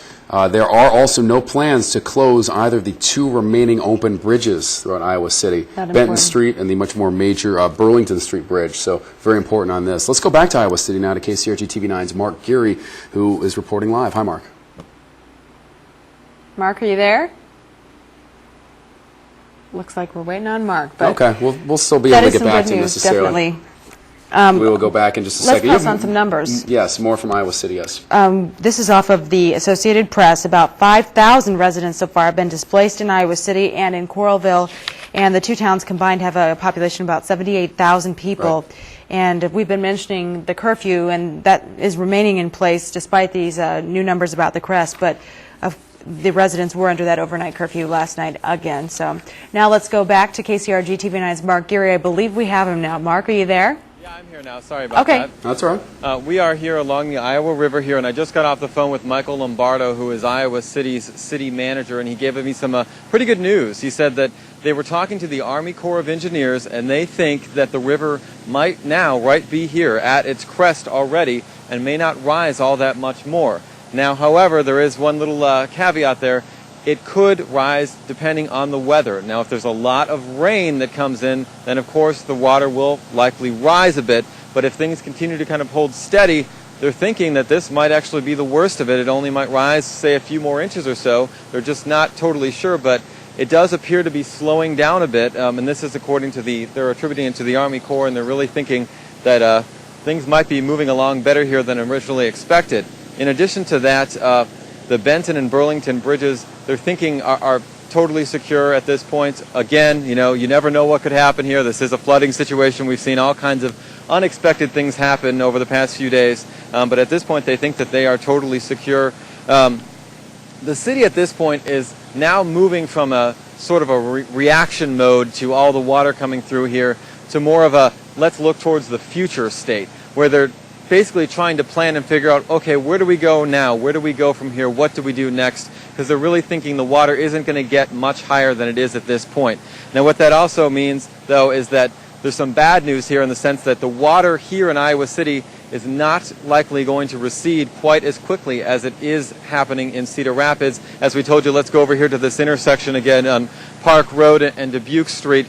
This is what we were saying earlier was flooded for about 3 months in 1993, and of course the river never got as high as it is right now as it did in 93. So who knows how long this is going to be closed. The water in Iowa City and the Iowa River simply does not recede nearly as quickly as it does in Cedar Rapids. So this is going to be a real ongoing problem here in Iowa City, and that's what they're meeting today, and they'll be meeting, I'm sure, for quite some time to come to try and figure out what do we do here, how do we manage this, how do we handle the water still being here.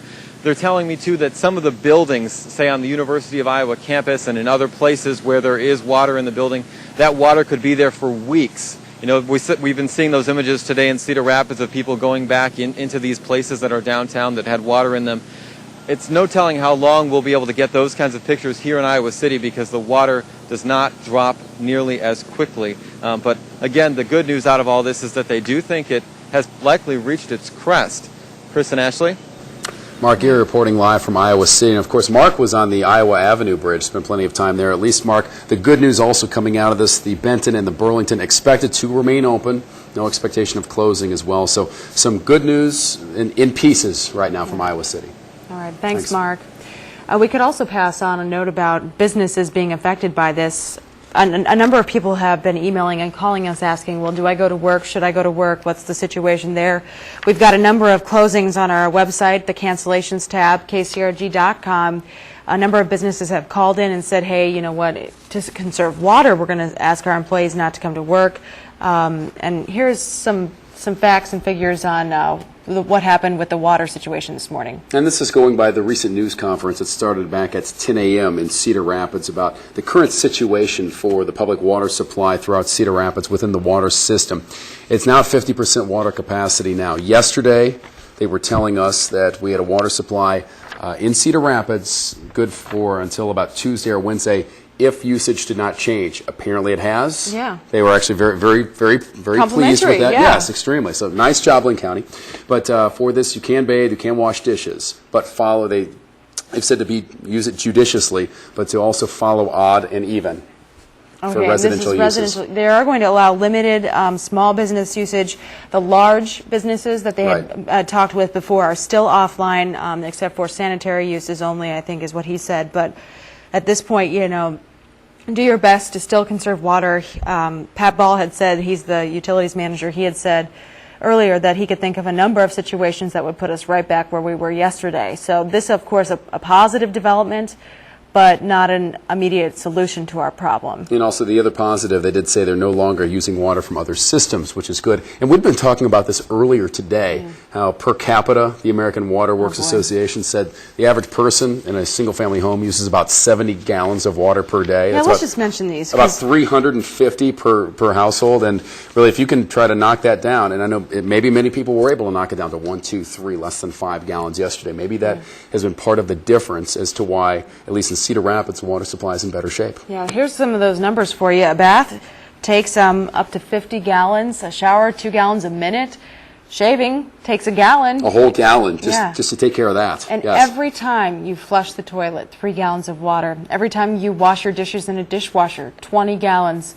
Every time you wash that load of clothing, that's 10 gallons. And so keep this in mind. They are still asking you to use less, but you can now use it for bathing. They do not want you to water your lawn with this. And earlier they were saying, you know, restrict the amount of water that you're using out of your garden hoses for flood cleanup as well. So and I also wanted to mention this coming out of this also for Columbus Junction, Iowa. Josh Hinkle was down there 2 days ago, and that's of course where the Iowa and the Cedar River meet. Now if you have both of those, which are at high, and they're both meeting at the same time, that's exactly what that is.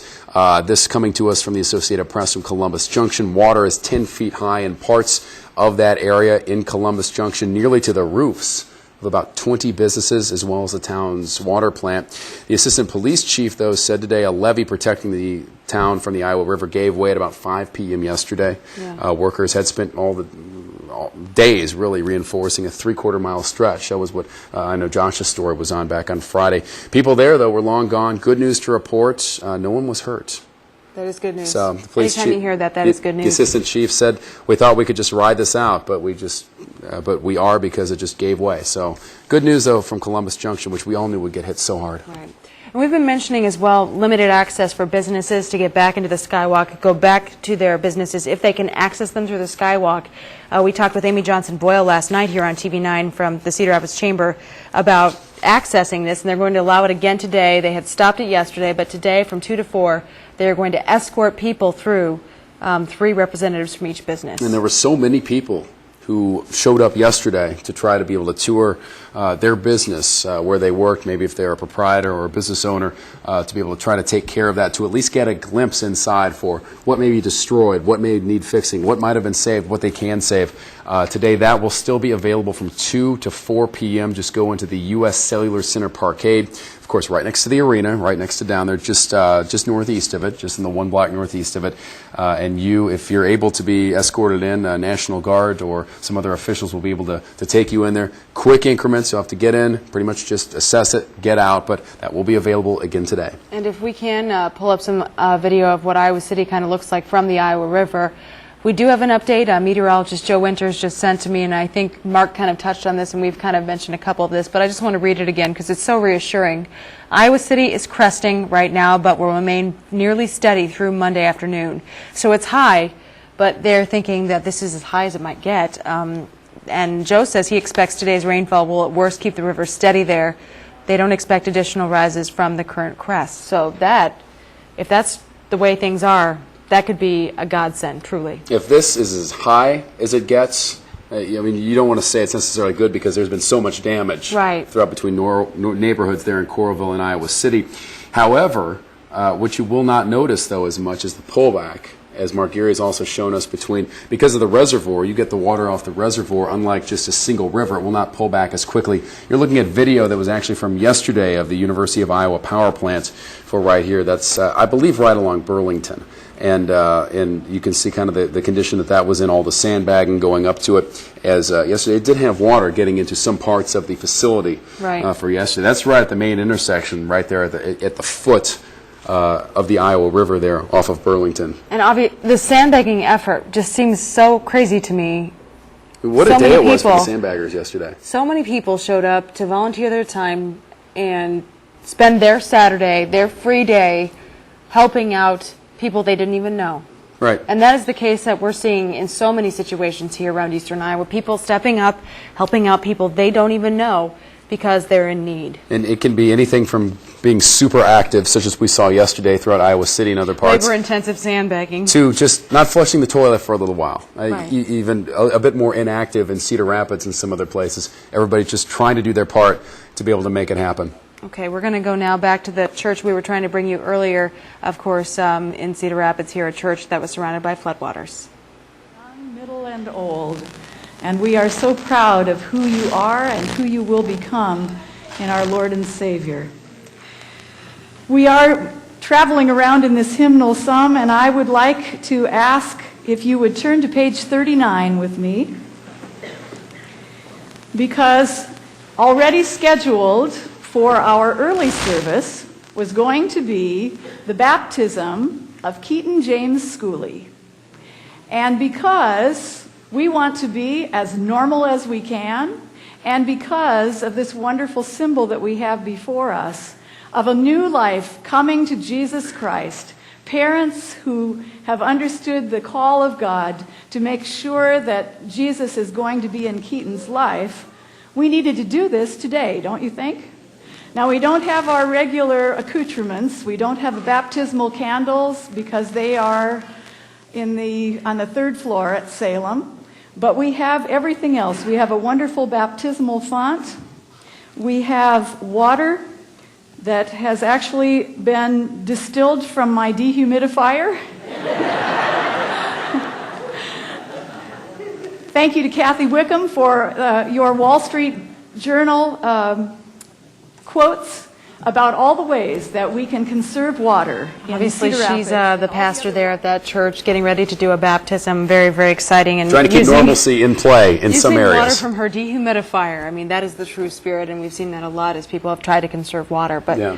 that the case in many communities, people really stepping up, and we can't say it enough. Obviously, they had a community-wide impact by decreasing water usage. And we're seeing so much of a story from Iowa City. Let's go back now to TV9's Mark Geary, who's been live in Iowa City covering everything that's been going on. Yes, Mark? Oh, wait. We're getting your mic up, Mark. 1 second. Trying to get that figured out. Okay, we're getting that figured out right now. Okay, do you hear? There we go. Okay, Go for it, Mark. Okay, sorry about that. We're having audio issues here. I just talked to Steve Parrott. He is from the University of Iowa. He's a spokesperson, and he gave me some important information I wanted to pass along to everyone. While we're doing that, let's just kind of continue to take a look at the Iowa River, and we're at the intersection of Park Road and Dubuque Street. He mentioned to me that the Adler Journalism Building, which is one of the newer buildings here on the University of Iowa campus, has 6 to 7 feet of water in the basement of it, which is pretty devastating. That is one of their newer facilities. It was very impressive. They had a big grand opening ceremony for it not too long ago. Journalism, of course, is very close to all of us here at Channel 9 as well. In addition to that, they have lost power to some places on the east side of campus, including Jessup Hall and the Lindquist Center. And you'll remember the Lindquist Center, that's where all those people were sandbagging yesterday. In front of there was that massive sandbagging effort. They've lost power there.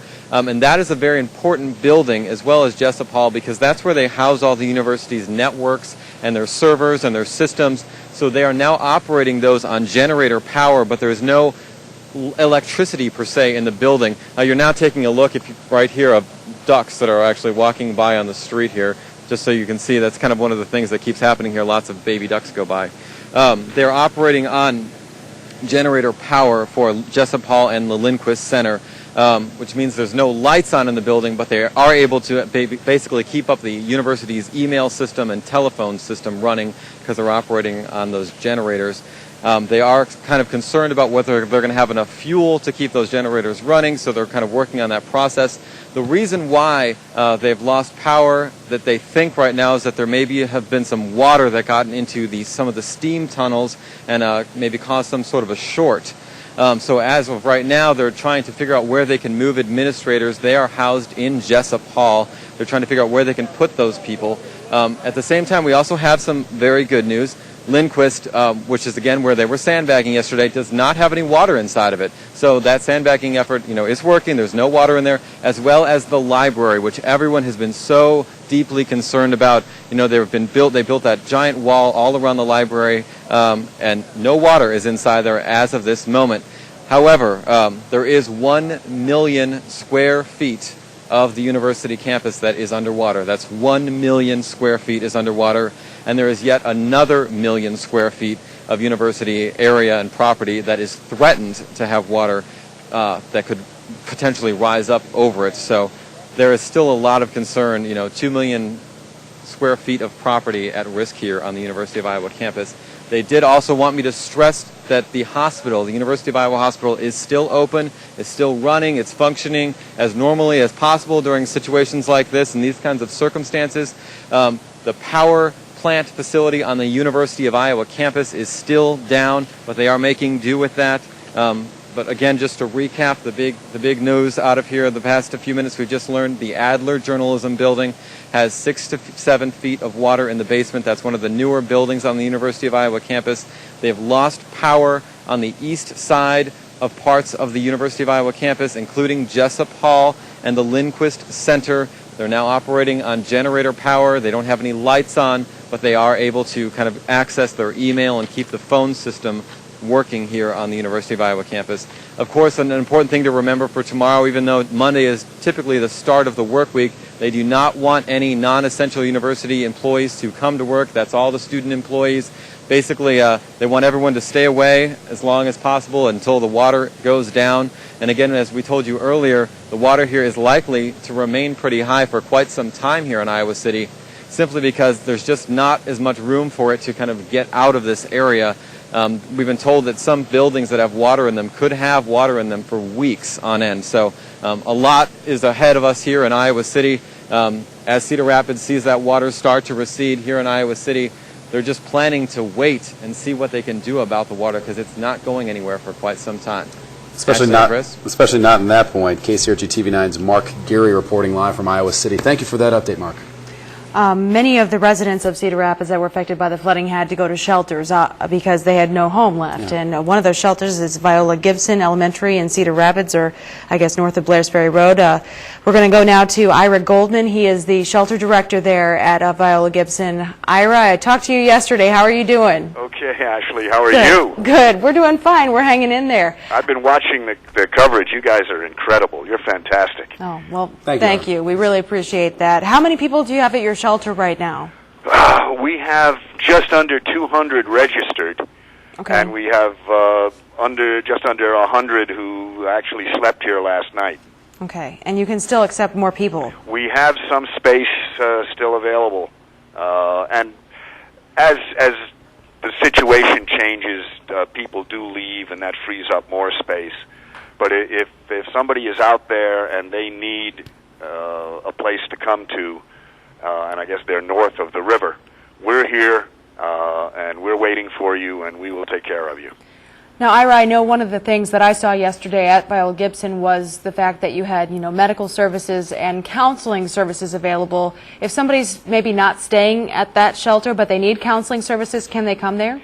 They can come here, and we will serve them to the best of our ability. We have a large number of Red Cross professionals coming in today to Cedar Rapids to expand our services. We'll be setting up client service centers.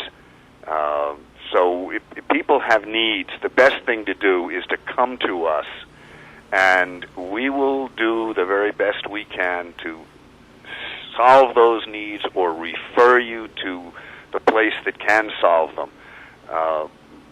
The best answer I can give is if you have a need, come to us. We'll do what we can to help you. Now, Ira, how long are you expecting to be open there at that Red Cross shelter?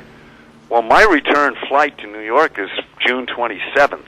And that's the only answer I can give you. You're here that long, right? Well, they said, can you go to Iowa for 2 weeks? And I said, I certainly can. I would certainly hope that things would calm down and settle down here and people would be able to return to their homes and start repairing their homes.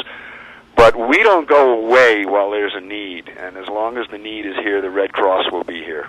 All right, that is definitely good to hear. Ira Goldman, shelter manager at Viola Gibson Elementary School. Thanks for joining us, Ira, and have a good afternoon. Thank you, Ashley, and come back and see us again. Okay, sounds good. Bye. And let's now shift up to KCRG TV9's Josh Hinkle, who has actually been seeing so much of what's been left behind. In the early hours this morning, you were downtown seeing so much of that. You brought back a wonderful video for us to actually kind of get a glimpse, an idea of what it's been. Now you've also been out on boat tours throughout the northwest part of the city. That's right. We got on at the Mohawk boat ramp and went all the way down the Cedar River, all the way to the railroad bridge that's by Quaker Oats, and it was amazing to see what was there. If we could roll that tape, maybe you can see that there are 22 houseboats right now that have floated about 2 miles all the way downriver, and they are stuck up against the railroad bridge. Okay. And there's some of them that are still intact. They've floated 2 miles all that way. And then there's a lot of debris also. A lot of those houseboats actually have these plastic barrels that keep them afloat instead of like foam or something underneath. And a lot of those have become detached, and this is the area we're talking about. There's a lot of houseboats, 22 of them, but then those barrels you see everywhere, there are hundreds of them everywhere. It scattered. Yeah, it just looks like a garbage disposal or something, you know? These are people's homes. These are people's homes. A lot of them are like vacation homes, that kind of things, weekend homes, but people put a lot of money into these. I mean, they can go anywhere from, you know, $20,000 to $30,000, all the way up to the gentleman we spoke with who was on the boat with us, $120,000 he put in it. His house is currently up against the bridge, and you can see that the bridge is what is stopping all of these, because there's no way that past them. Well, yeah, the water's just way too high. There's no way they can get below it. But they're worried that if they don't, you know, tow them away right now, or if they don't haul them away right now, they're just going to go further down the river and get caught up in the dam, maybe cause more problems. But this, you know, on the other hand, the city is worried about the safety of the people that would be out there towing these things away. Homeowners really want to get to them to see if there's anything that they can salvage. But right now the city is saying no one is allowed on the river unless you have authorization by some of our officials. And the boat we were on today is authorized by the city because the driver has been doing rescues and different jobs for the city, taking workers at places. But you know, I mean, if we could even maybe just roll that one more time, it's just amazing video to see how powerful those waters actually were. They said where the Ellis Harbor was, where that actual boat dock places for all of the houseboats. There are, you know, about 130 houseboats there. 50 of them became detached from where they were supposed to be, and you know, only 22 of them ended up at the bridge. So the rest of those, the other 30, they were broken apart. When you go down the river and you can see as it comes down, you can see docks up on top of people's houses, real houses. You know, the ones that are up on land. You can see, you know, all these pieces of these houseboats everywhere, and the area around that as well is just, it's devastating. The entire Ellis Boulevard area, the water is still up on that midway to people's doors, and it's just very sad to see, because those people are going to have to wait a long time to get back in their houses, and then even after that, a long time to recover from this. And Josh, as you had mentioned, when it comes to actually trying to take care of these, that's going to require some extremely heavy-duty machinery just to pull these out of a current that's going the other direction. Exactly. That house you just saw, the larger one, the man who owns that has hired a barge service from Dubuque to come down here, and he was ready to, you know, get it out yesterday, but the city said, whoa, hold on, we cannot have you out there because that is not safe. What if someone falls off? What if someone is injured? That's a liability. We are looking out for human lives right now and not material things. And until these water levels go down and it's safe, we're not going to do anything about that kind of stuff. I think one of the interesting points you just made about the debris that you're seeing and all these boathouses being torn apart and ending up in different places, we hear about that kind of thing with tornadoes all the time, how the debris ends up in people's yards and it's not theirs. And you're seeing that a lot with these floods as well. The water has taken things miles in some cases. Mm-hmm. Yeah, and all these people, you know, they've invested so much money in these, and this is some people, they told me about an older woman who has put her entire life savings into her houseboat.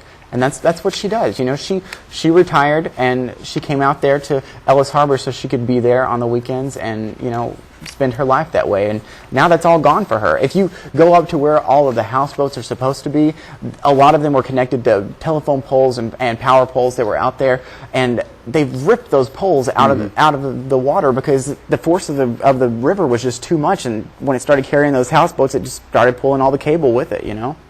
Thousands of people displaced. These people in that boat, I mean, that's the wrong word to use. They're not in that boat. Their boathouses are there. Just play on words there, I guess. Didn't mean to do that, but... The driver of the boat, actually, he was telling me about some other rescues he's been doing.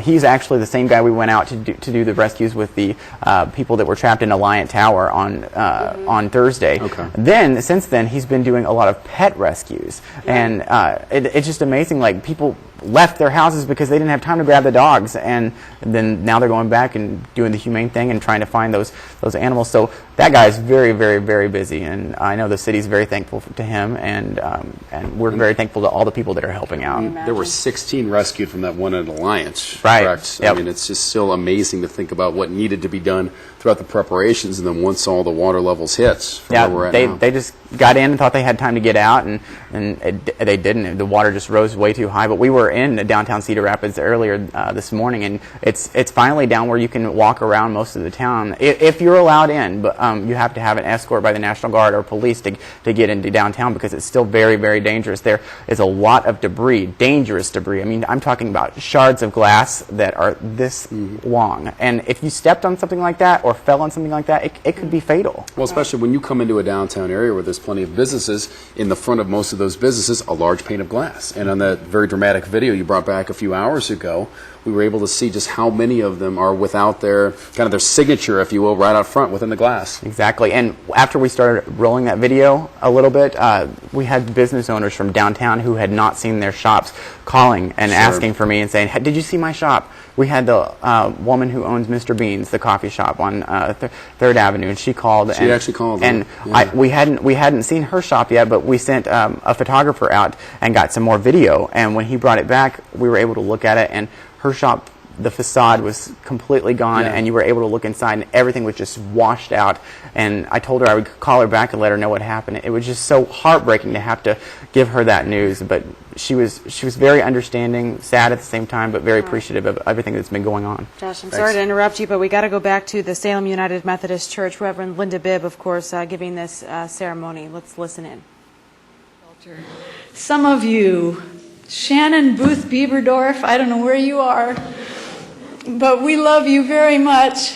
There she is. She's with her son.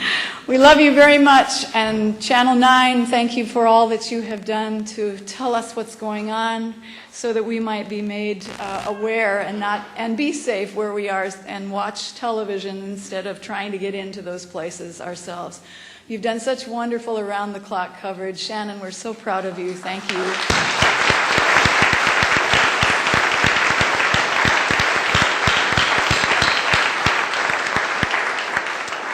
Some of you carried things from Salem's history room, and we sandbagged for the 1929 flood because we had a black and white picture that Dave Kuda gave us. Some of you carried that stuff all the way up to the top floor. Some of you helped others carry things from their basements all the way up to the main and top floors. And some of you helped to evacuate people from their homes. Some of you have given people shelter in your own homes. Some of you have offered comfort through compassionate listening to others. And all of you, I know, have been praying for our city and our state. You are the warm heart in the center of the city. That is our motto, and we are the church together.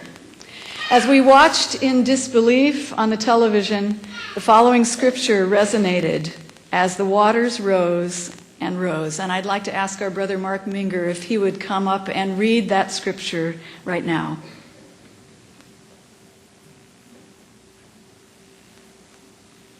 This morning's scripture lesson is taken from the first letter of Peter, chapter 2, the living stone and a chosen people. Come to him, a living stone, though rejected by mortals, yet chosen and precious in God's sight. And like living stones, let yourselves be built into a spiritual house, to be a holy priesthood, to offer spiritual sacrifices acceptable to God through Jesus Christ. For it stands in Scripture, see, I am laying in Zion a stone, a cornerstone, chosen and precious. And whoever believes in him will not be put to shame. To you then who believe, he is precious, but for those who do not believe, all right. Again, we are listening in on this church service at Salem United Methodist Church. You know, they're going back and looking a lot with their congregation at the floods. Many churches displaced by the floodwaters as well. Let's go now to meteorologist Joe Winters. It's been a while since we've talked to him. Joe, what's happening with the weather right now? We do have, just as you joined me, a new severe thunderstorm watch that has been issued for a portion of the TV9 viewing area. I'm going to head back and read to you the counties that are included in this watch. They do include Henry, Iowa, Jefferson, Johnson, Keokuk, Louisa, as well as Washington counties. Again, that's until 7 o'clock, a severe thunderstorm watch for Henry, Iowa, Jefferson, Johnson, Keokuk, Louisa, Muscatine, and Washington counties. And this is again what we had talked about earlier today and yesterday, the potential for some damaging winds as well as some heavier rains. Now, as we take a look at live First Alert Pinpoint Doppler radar, you can see where the cells are that we are most concerned about. It really looks like the heaviest band may move just to the south of Iowa City. Right now we see some development up in the Waterloo area, back toward northern areas of Tama County, some isolated thunderstorms. Then there's a batch of storms just south of Interstate 80 all the way back to Missouri and just now to the east of Washington, or west of Washington rather. Movement on this precipitation has been to the east at about 40 miles per hour. So if those continue to move almost due east, the front edge of that precipitation should be in Iowa City in about an hour. It looks like Washington just a little bit sooner, and in Cedar Rapids probably about an hour away as well. Right now, as you'll see as we turn on the lightning, the heaviest activity is down to the south. You see it just off to the east of Interstate 35.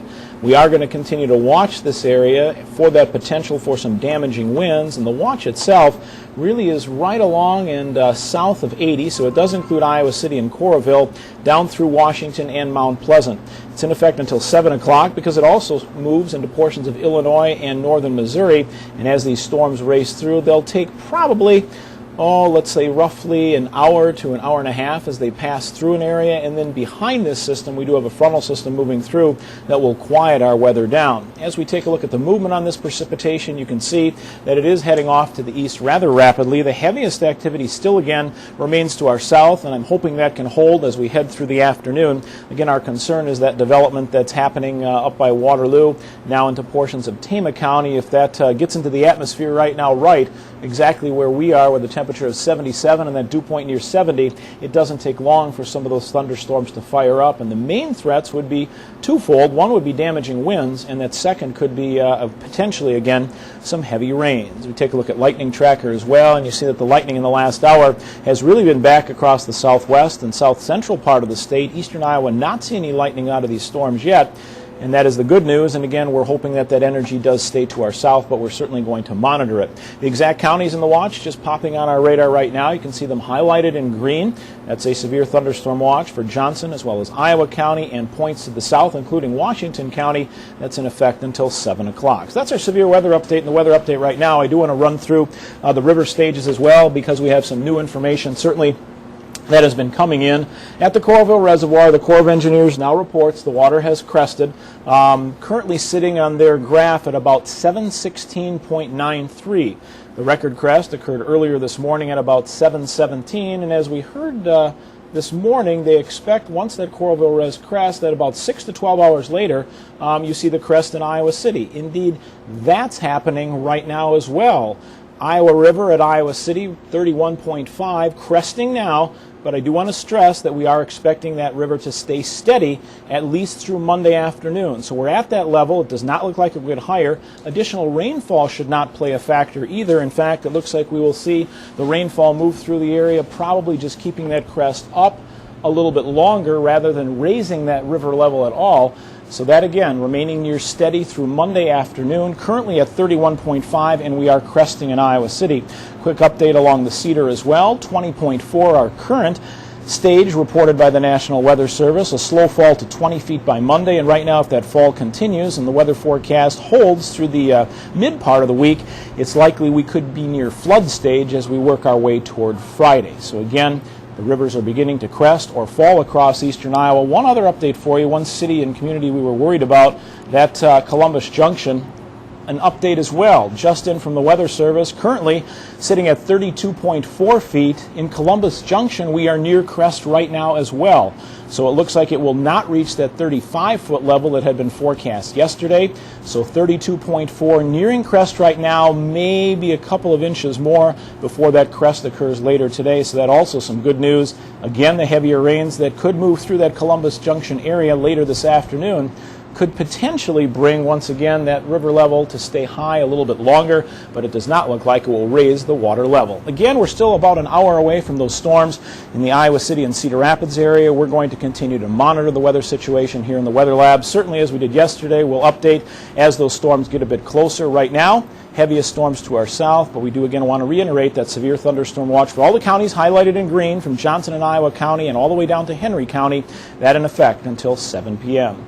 So that's it from the Weather Lab right now. I do understand, did Mark Geary have an interview that we wanted to go to, or were we going to Ashley on the news set?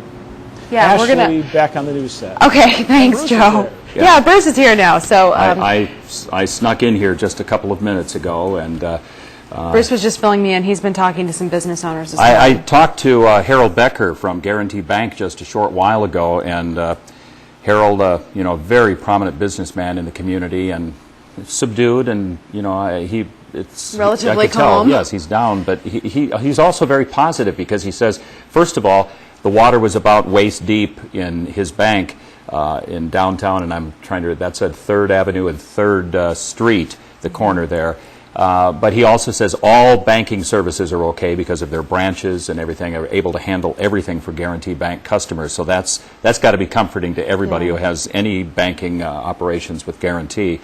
Other business people, as you've been broadcasting with Chris this morning, more and more are going to be able to get back into their businesses. I talked to another woman who thinks she'll be able to get into hers this afternoon. They're, you know, they have no idea what they're going to find. It's really, and it's a mixed bag too. Some businesses didn't have as much damage as others did, and so, and literally right next to each other, businesses are seeing different damage, and and we saw some incredible video this morning as well. Right, I saw the video of Mr. Bean's coffee shop downtown. In the Central City area, and, yeah. It's, we're going to be getting to more and more of that throughout the day, but is Mark still not ready in Iowa City? Oh, he is. Yeah. Okay, All Mark right. Geary is live in Iowa City right now with more of what's going on there. And Mark, that is such wonderful news for everybody there that the river, it looks like, is in a cresting stage right now. It is. It is. It sounds like that they think that it might not actually go up that much higher. Again, Bruce, you never know. It is unpredictable. It's Mother Nature. You never know what could happen. But at this point, they're kind of thinking it may be as high as it's going to go, or will only rise a little bit higher.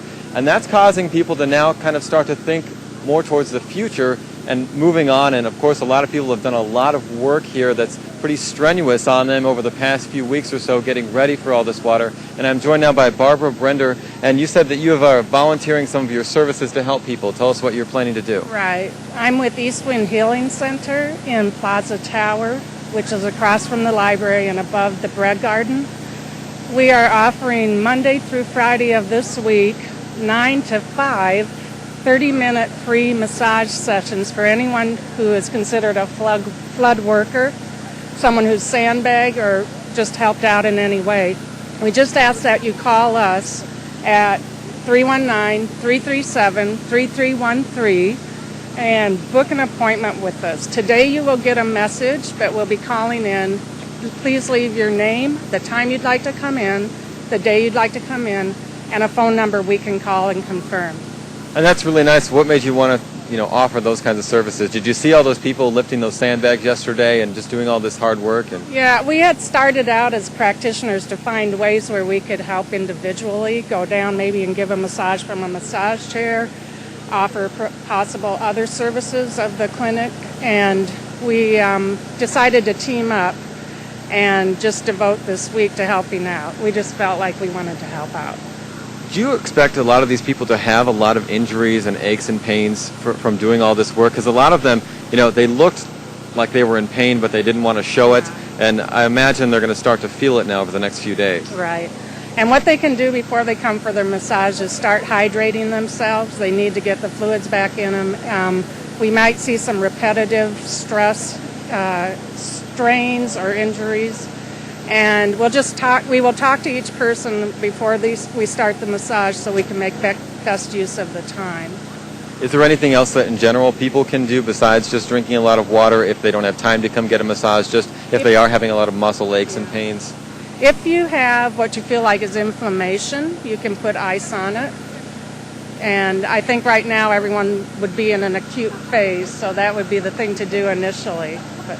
Thank you. This is Barbara Brender, and she is from the Eastwind Healing Center. Again, if you are looking for a free massage and you are one of the people who helped work out there, you're here in Iowa City, you can call 319-337-3313, 319-337-3313. Just another example of people here in Iowa City reaching out to help. And we're joined now here by a family who came to check out the water. You guys have some pictures, is that right? What do you have there?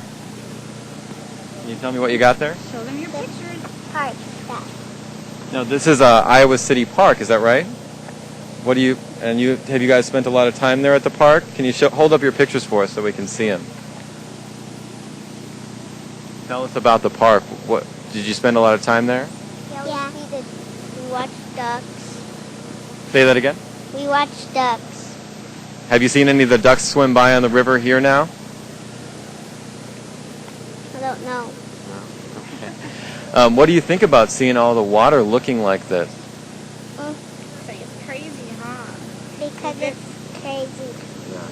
This is a picture of my oldest daughter, Brittany, who was here last summer, and we're actually going out to Arizona to see her this year. So it'd be interesting to see this and show her from a year's difference. This is what you were in, now this is what it is now. So. All right. Thank you very much. Lots of families out here just coming to check it out, and lots of people have lots of memories here as well in places that are now underwater. Bruce and Ashley, back to you. All right, TV9's Mark Geary reporting live in Iowa City. You always like to see the kids, reflecting on things. But the impact of all of this is something that is really going to start hitting people very hard. I mean, it already is, but as they start going back to their homes, I think it's going to be even worse. And let's bring in Dick Sockwell from Cedar Rapids here. Dick, you have been just returned from the Prairie High School shelter in Cedar Rapids. Yes. You've been volunteering help as counseling out there. Tell us a little bit about the emotional state of some of these people. Well, it's really interesting, Bruce. We have the range. Some people are really coping quite well, very positive attitudes and so forth. But a lot of other people have kind of come through this crisis mode where it's kind of, we're holding up. A lot of problems. A lot of the folks out there have pre-existing mental health problems, depression, anxiety, schizophrenia, and so forth. There's a lot of need for making sure they get their medications, that sort of thing. Terrific stuff going on. I mean, the Red Cross is doing a great job. Abbey Center, we have counselors out there all the time, 24/7. A lot of people with a lot of problems, though. And, they've lost everything. You think about a lot of the folks who are impacted the hardest are in many cases, not all, but in many cases, folks who in fact are poor already and are now poorer. They've lost everything. They have very few resources. They don't have educations, many of them. They don't have a lot of skills. Many of them are looking at having lost everything. Some of the folks had to be evacuated, but they were not ready because of the evacuation plan in which, if you were within a 1 block from the edge of the water, you'd have to be evacuated. And I talked to a number of people who stated that they had no idea that it was getting that close and were suddenly confronted with, you have to leave. And so they grabbed whatever they could grab. But, one woman, for instance, was in a panic and didn't have her purse. She has no ID. She doesn't have anything. Other people have brought only a few things. And I think the reality that we're now going to have to really begin to cope with this and move forward is really, really hitting people. getting lots of depression, lots of anxiety, some post-traumatic stress disorder And what characteristics. about children, too? I mean, The that's going children, to be a big problem. The children, it's going to be a problem, but you know, the children are generally doing pretty well there. They've got lots of high school kids who are playing with the kids, keeping them, you know, distracted, keeping them involved in things, talking with them, and that sort of thing. As the parents do well, the children tend to do well also. So I see the children at this point out there holding up. They're kind of present moment oriented. It's like, well, right now I'm having a good time, so I'm okay. But you know, a lot of the adults really are struggling emotionally. And so, you know, we are trying to walk around, just sit down with people as we see them, say, you know, how are you doing? A guy yesterday who was sitting by himself, young man, probably 35 or so. I just sat down with him. I said, how you doing? Just burst into tears. Yeah. Just burst into tears. I mean, he's just having a terrible time. So we talked, and, you know, it's amazing how people can kind of come back. You try to give them some hope. You try to say, look, this is the worst it's going to be. From this point on, it's going to get better. Now, how fast and how far, we don't know, but it is going to be better. And they begin to look at the fact that it's not all negative, because they do get into that sort of mindset. It's the, oh my God, thinking. If we can kind of help them to see, well, look, you know, all that's there, all that is true, but it will get better. There are people who want to help you. Look around, there are just a million. That's an exaggeration, obviously. We just got a note of somebody saying the prairie shelter where you just came from got a whole truckload of steaks for the shelter people, and they just need help barbecuing it. But I mean, look at how, so call out to action. If you've got a big grill, go to Prairie. But I mean, the generosity there. It's unbelievable. I was talking to one of the folks at the Red Cross there, and he said, you know, we didn't even have to contact Target. They contacted us. And they brought out all kinds of things, clothes and so forth. I mean, that kind of generosity is just hard. It's just hard to comprehend sometimes. But you know, as I was saying before we went on the air, this kind of thing brings out the best in people. And you just see it hour after hour after hour. But sometimes it also brings out the worst. I mean, that's sometimes a little bit discouraging. But on the whole, things are being dealt with very, very well. I'm awfully impressed with how people are pitching in and really doing a good job. You said you have gone among the people just talking to them. Are people actually making a direct point of coming to you in some cases? Sometimes they do. Sometimes they go to someone else, and that person will then come to me and say, look, we have an issue here.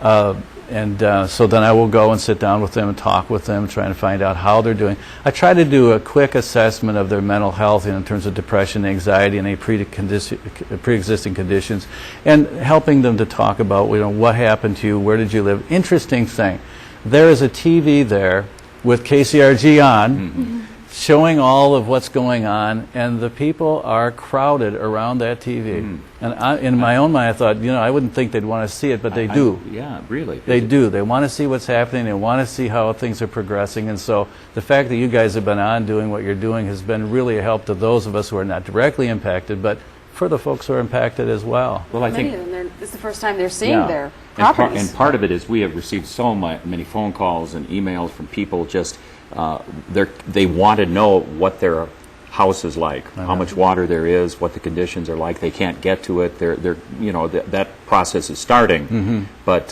so I can understand that. But I was wondering about that, how that was impacting people when they did see the images on television. Well, most of them are fairly quiet watching it, but then there's this discussion that happens between some and say, well, I was just there, I'm off to the left, my house is there, and I can see what it looked like and imagine what probably happened to my home and so forth. But it isn't the kind of thing where it makes them more down or more depressed. It's sort of like a diversion almost. There's a sort of disconnect. It's like I'm watching it on TV, and I'm not connecting emotionally in the same way I would, you know, if we were just talking about it or was thinking about it.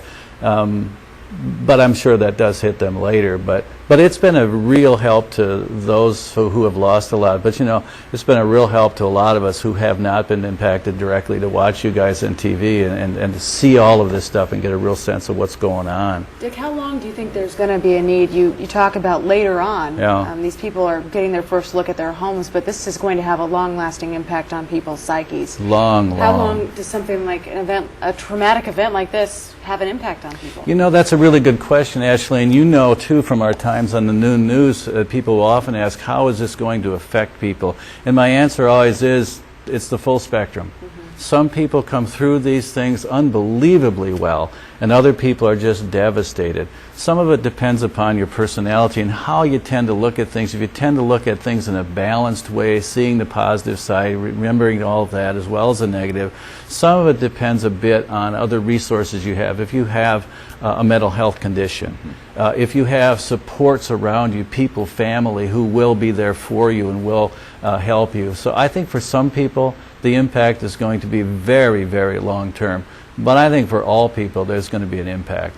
You know what amazes me about when you see tornado devastation, like even in Parkersburg, and people are going back to their homes, and they're finding things that they didn't expect to find, and it is giving them a sense of a connect to that past, a connect. We discovered something we didn't have. It's a positive thing for them, and there probably is going to be some of that too. There will be. It's that unexpected. I think everything's gone, and all of a sudden here's this thing, and it's the other thing. The other side of that's happening too. I have people who are breaking down. They're very upset because they've lost, they believe, something that would seem fairly trivial. You know, the picture of my son when he was in 3rd grade was right, you know, that sort of thing. I mean, these things really seem to impact people.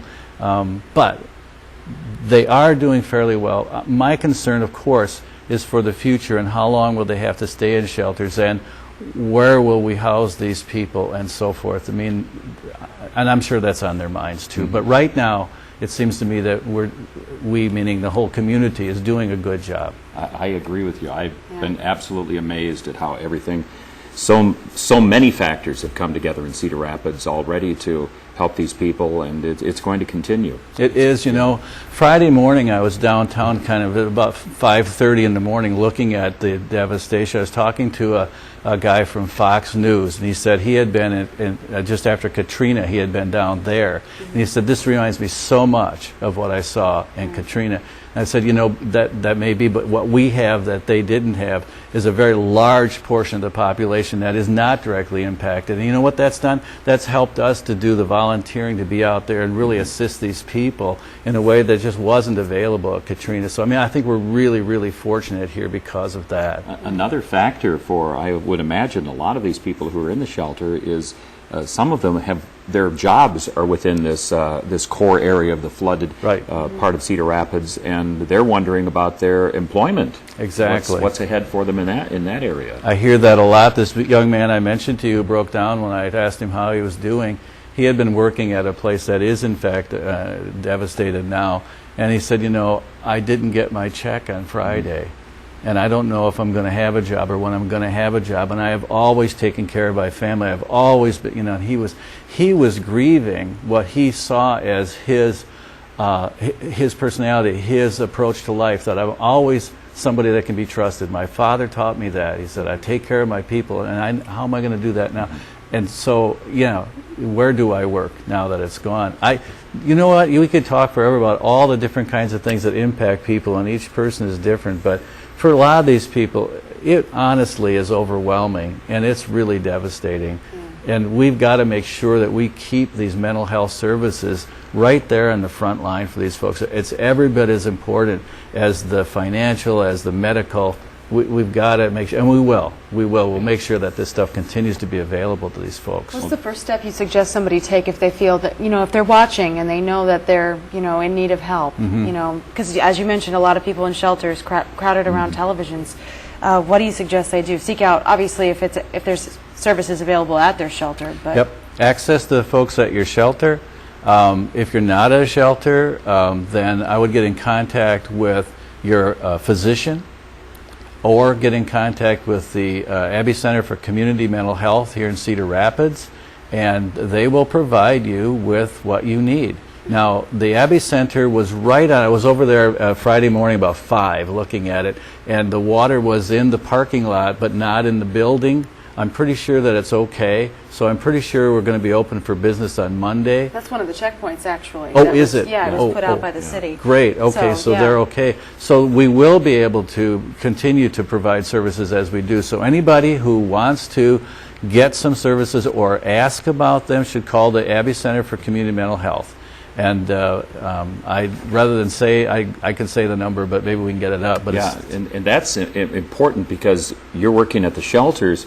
Actually, that's a small part of the small number of the people who've been displaced by this flooding. So there have to be people throughout the city who are staying with friends, family, even hotel rooms, whatever, who are facing these problems, who may have not had any real professional comfort, at least, or counseling, and so they need to get that number and get that assistance. They do, and they do. You know, you're right. We've got, I don't know how many people were at Prairie or out of Prairie, but looking at the cots, you know, maybe 150 or 200, which is a lot of people. And I think there's more at the Viola Gibson.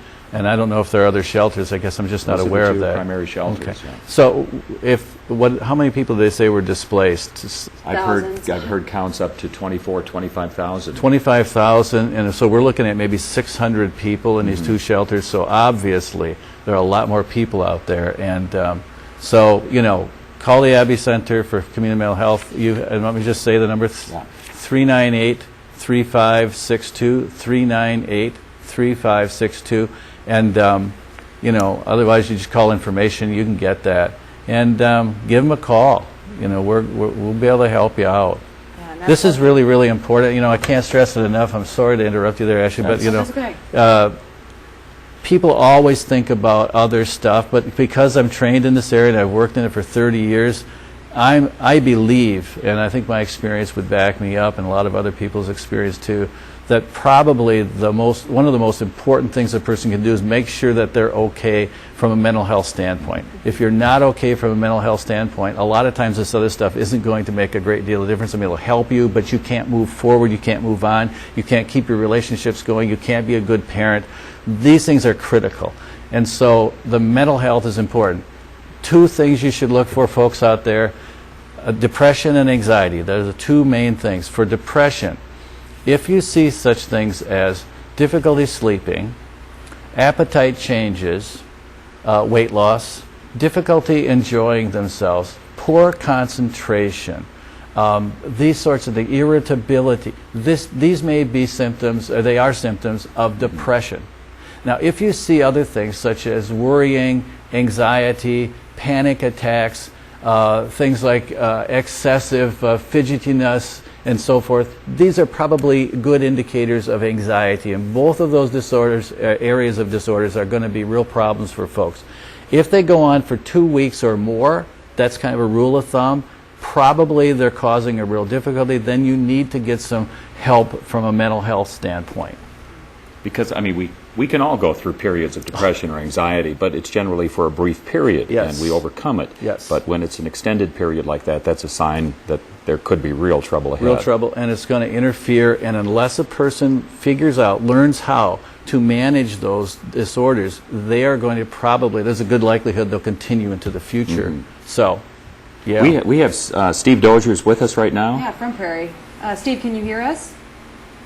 Steve Dozier has been kind of our point man on all of the happenings at Prairie High School and College Community School District.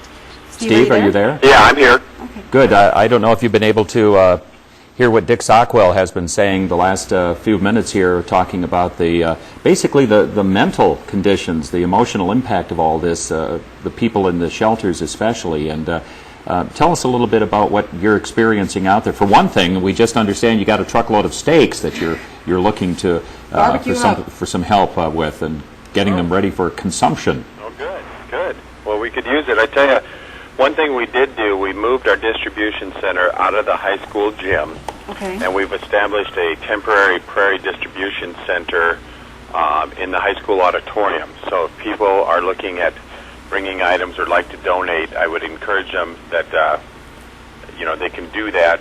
We have immediate needs. We'll be sending out to our staff first, and if we need beyond that, we'll be making it public. But we've separated our distribution from the gymnasium. We're now in the high school auditorium, and so that has made that easier on the residents, that they can have some privacy and those things. So that's kind of what we've got established right now. Yeah, Steve, I got a list, in addition to what Bruce was mentioning about the truckload of steaks that came in, that you guys needed men's extra large shirts, sugar-free food, men's deodorant, earplugs, and bananas. Is that still what you need? Yeah, right now, and we're getting a big call for hand sanitizer. We're having everyone that's entering the kitchen, anywhere that's going, we have them set up all over the facilities that they need to use hand sanitizer. So that's right now is what we are really in need of, is hand sanitizers. Steve, are they the people who are there? Is this a pretty? Are they regularly constant, or are you getting a turnover of individuals? Well, right now, last night we had 84 who stayed overnight, and right now we have 93 that are scheduled to stay overnight in our facility still. But when it's mealtime, we have an influx of folks that are either staying with relatives or friends that come here to eat, and then are also going to our temporary distribution center to get items that they need, and then they take them with them to their relatives or friends' homes.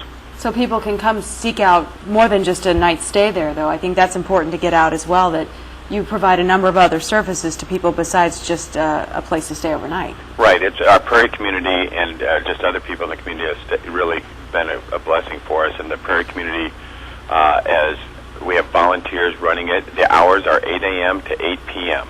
That center will be open. So if somebody is displaced just due to the flood, we want to make that clear. If they're displaced due to the flood, to come on up, and then we will help them out as the best that we can to get them, immediate needs.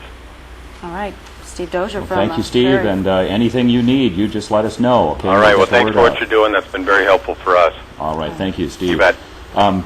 Dick, one more thing that I really wanted to ask, and that this is unfortunate, of course, but already we're hearing reports of people trying to take advantage of flood victims, and people really, they're already in facing this emotional stress, the loss of, for so many of them, everything they have. They really have to be careful in some instances on who they're dealing with. They do, and I got two incidents I'd like to relate. One was talking to a woman and her husband at the shelter this morning, and the woman was distraught because, as you indicated, Ashley, people can come into the shelter just to pick up items that need, like food or clothing and so forth. And she had seen people, one person walking out with a bag of a number of pairs of tennis shoes. And she said that, it was so upsetting to her because she had lost everything, and there weren't any of the new tennis shoes left for her and her child, I think. But they have now rectified that, by the way. It was at the beginning. But here's someone coming in taking advantage, and the people who really need it weren't able to get it. The other one, and I guess I really do want to say this. It's disturbing to me. But I talked to a couple today who had been, they lost their home north of Vinton. They've been in a great deal of difficulty for several months because of various kinds of floods and so forth. But they were given a voucher for 1 month's rent. I'm not sure who it was from, Red Cross or FEMA. And they just needed to go out and find an apartment. They found an apartment that would accept the voucher. They then got a call back from the management company of that apartment indicating that they would have to sign a 3-month lease or they couldn't rent it. Then they got a call back after that saying it had to be 4 months. And the woman, of course, is under complete duress. Her husband is having medical problems. He had a seizure apparently because of the stress. And she felt like she had no option but to sign this 3-month lease agreement, even though she only was given a voucher for 1 month. She doesn't want to necessarily stay in that apartment for 4 months, and she was told when she first went there that they would be able to rent month to month. Now, it seems to me that this is a really clear example of someone taking advantage of people when they are absolutely at the lowest possible point they could be at. Right. This is so unconscionable. It makes me so angry. But I want people to be aware of these kinds of things. And if you hear about something like this, I don't know who you should call. Maybe you guys have an idea about that. But we should make these things known to people so that this information gets out and people can be a little bit more protected. We'd heard about people. FEMA actually apparently called our newsroom earlier saying there had been people impersonating FEMA officials calling people already, and they want to stress that they haven't started that process yet. People are registering with FEMA, but they haven't actually started that process yet, and no doubt you'll hear a lot more of that. So as much as we can get that word out, just be aware. If people have a question, do you have an idea about who they might call? Is there? I think we should look at.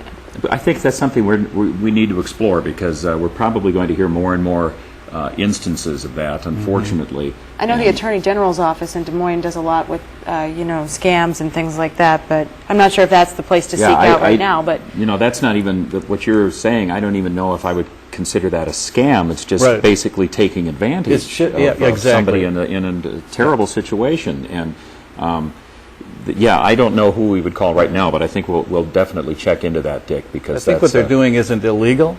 I think it's immoral. Yeah. And those are, and unfortunately, those are many times not the same. But I don't think, when you look around what's happening and see the people who are volunteering, when you see these guys sitting here, all the hours they do, when you see people at the shelters and so forth reaching out and helping people, and then you hear about this, even as a psychologist who's been working with people with problems for 30 years, I find myself wondering, what is wrong with people? How can you possibly do such a thing? I mean, it's just as give the people the apartment, rent it for a month. If you don't rent it for the next 2 months, come on, it was empty before. I mean, I just don't even understand this sort of approach, although I know there are people who are like this. They lack compassion, they lack empathy, it's all about me, and unfortunately they're out there and they're everywhere, and you really have to just protect yourself from, I guess, as best you can. Yeah. All right. Fortunately, again, it's the vast majority of people who do not fall into that category. Right. And they're the ones who are out there giving of themselves right now. So. Yep, and there are a lot of them out there. Yeah. Psychologist Dick Stockwell, thanks for joining us. Thank you. Very happy to be here. Anything you need for us to address at any point, let us know. And I will. Good. Thanks so much. All right, thank you, Dick. Thanks, Dick.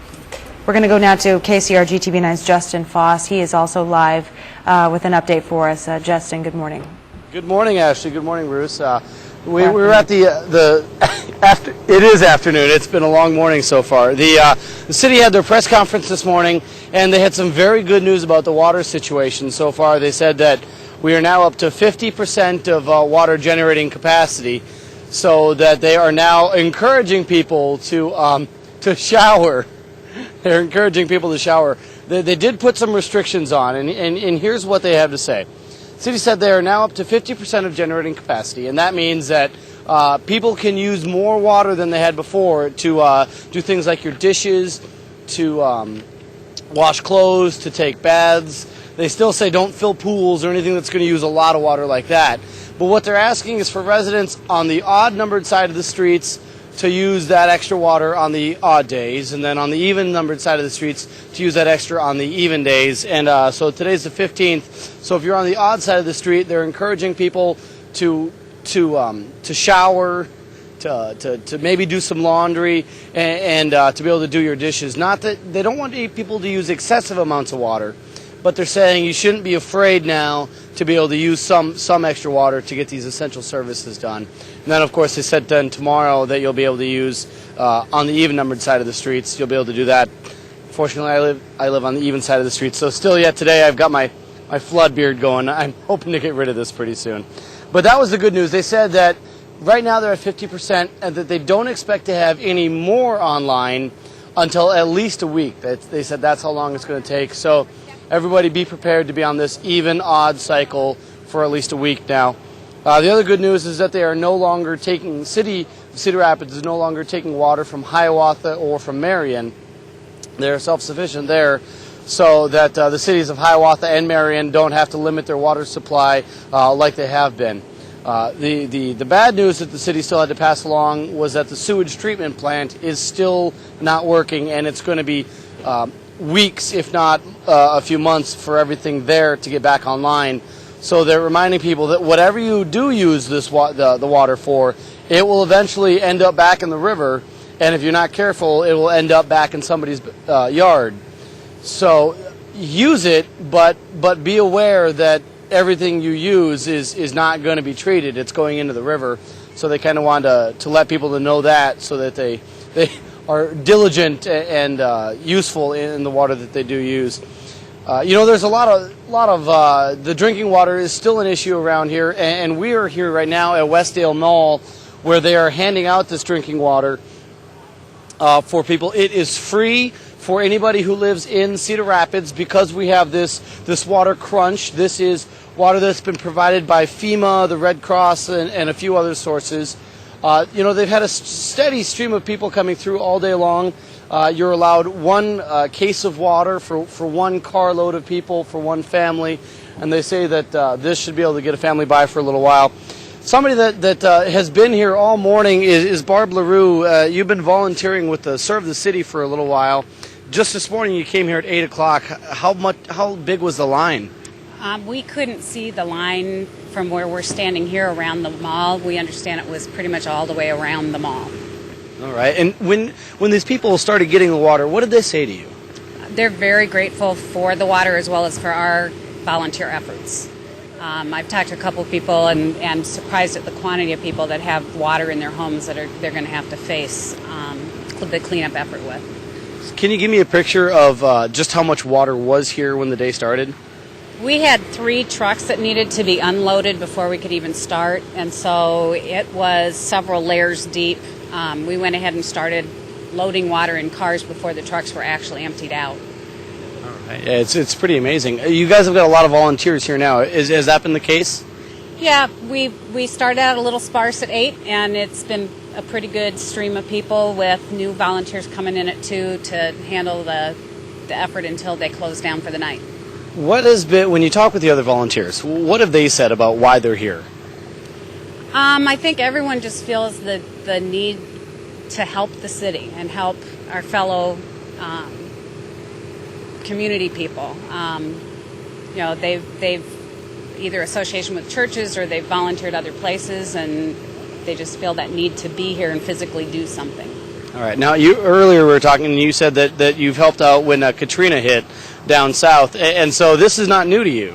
No, I went with a group from college that first spring break, and we went down and spent a week down in Gulfport. So no, handing out water was different. We were actually doing demolition work when we were down there. We've heard, I've heard personally from several people who wanted to try and compare this to Katrina. And you said earlier, just a little bit ago, you were saying that back then when Katrina hit, it was very different because the amount of devastation, because people didn't have a place to go. Yeah, I think you had mass evacuation. So here, at least, we've got parts of the city people could go to, and friends they could stay with, or hotels they could reside in until the water receded.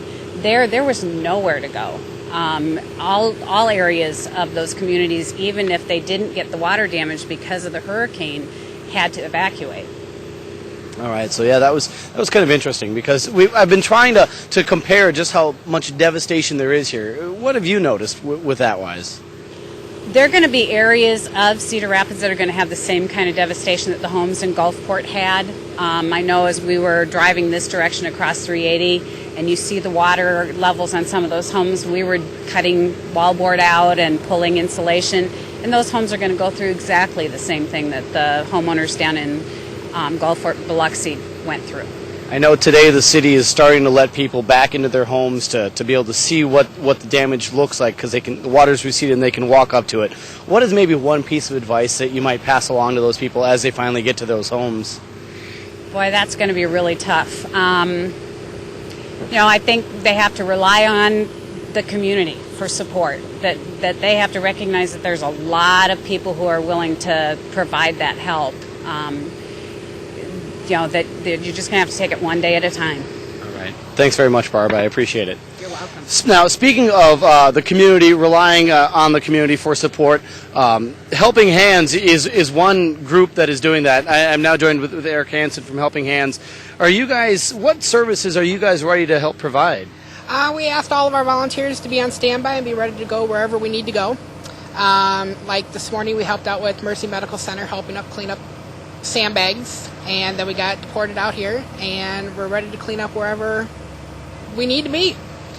Now, is it more than just clean up? Because I had heard some people talk about how not only will you guys help clean up, but maybe help babysit or something like that? Yes, our organization, we have several things that we do. All of our volunteers are certified in first aid and CPR, so anywhere that our volunteers will be, they'll be providing a service for the first aid and CPR as well.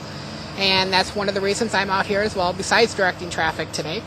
But we do have child care availability as well. We have at least 6 of our volunteers that have offered to open up their homes for child care for any of the people that want to come out and volunteer. They can drop their kids off, and we'd be more than happy to watch those as well.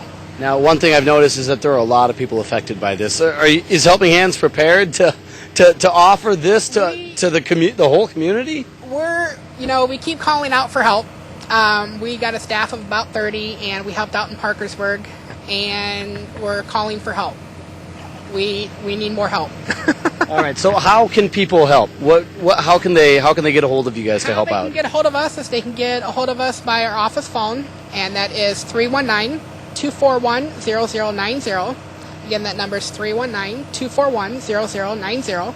Or they can get a hold of us by email at admin, ADIMN, at helpinghandcr.net. All right. Thanks, Eric. Thank you. I appreciate it a lot. Thank you.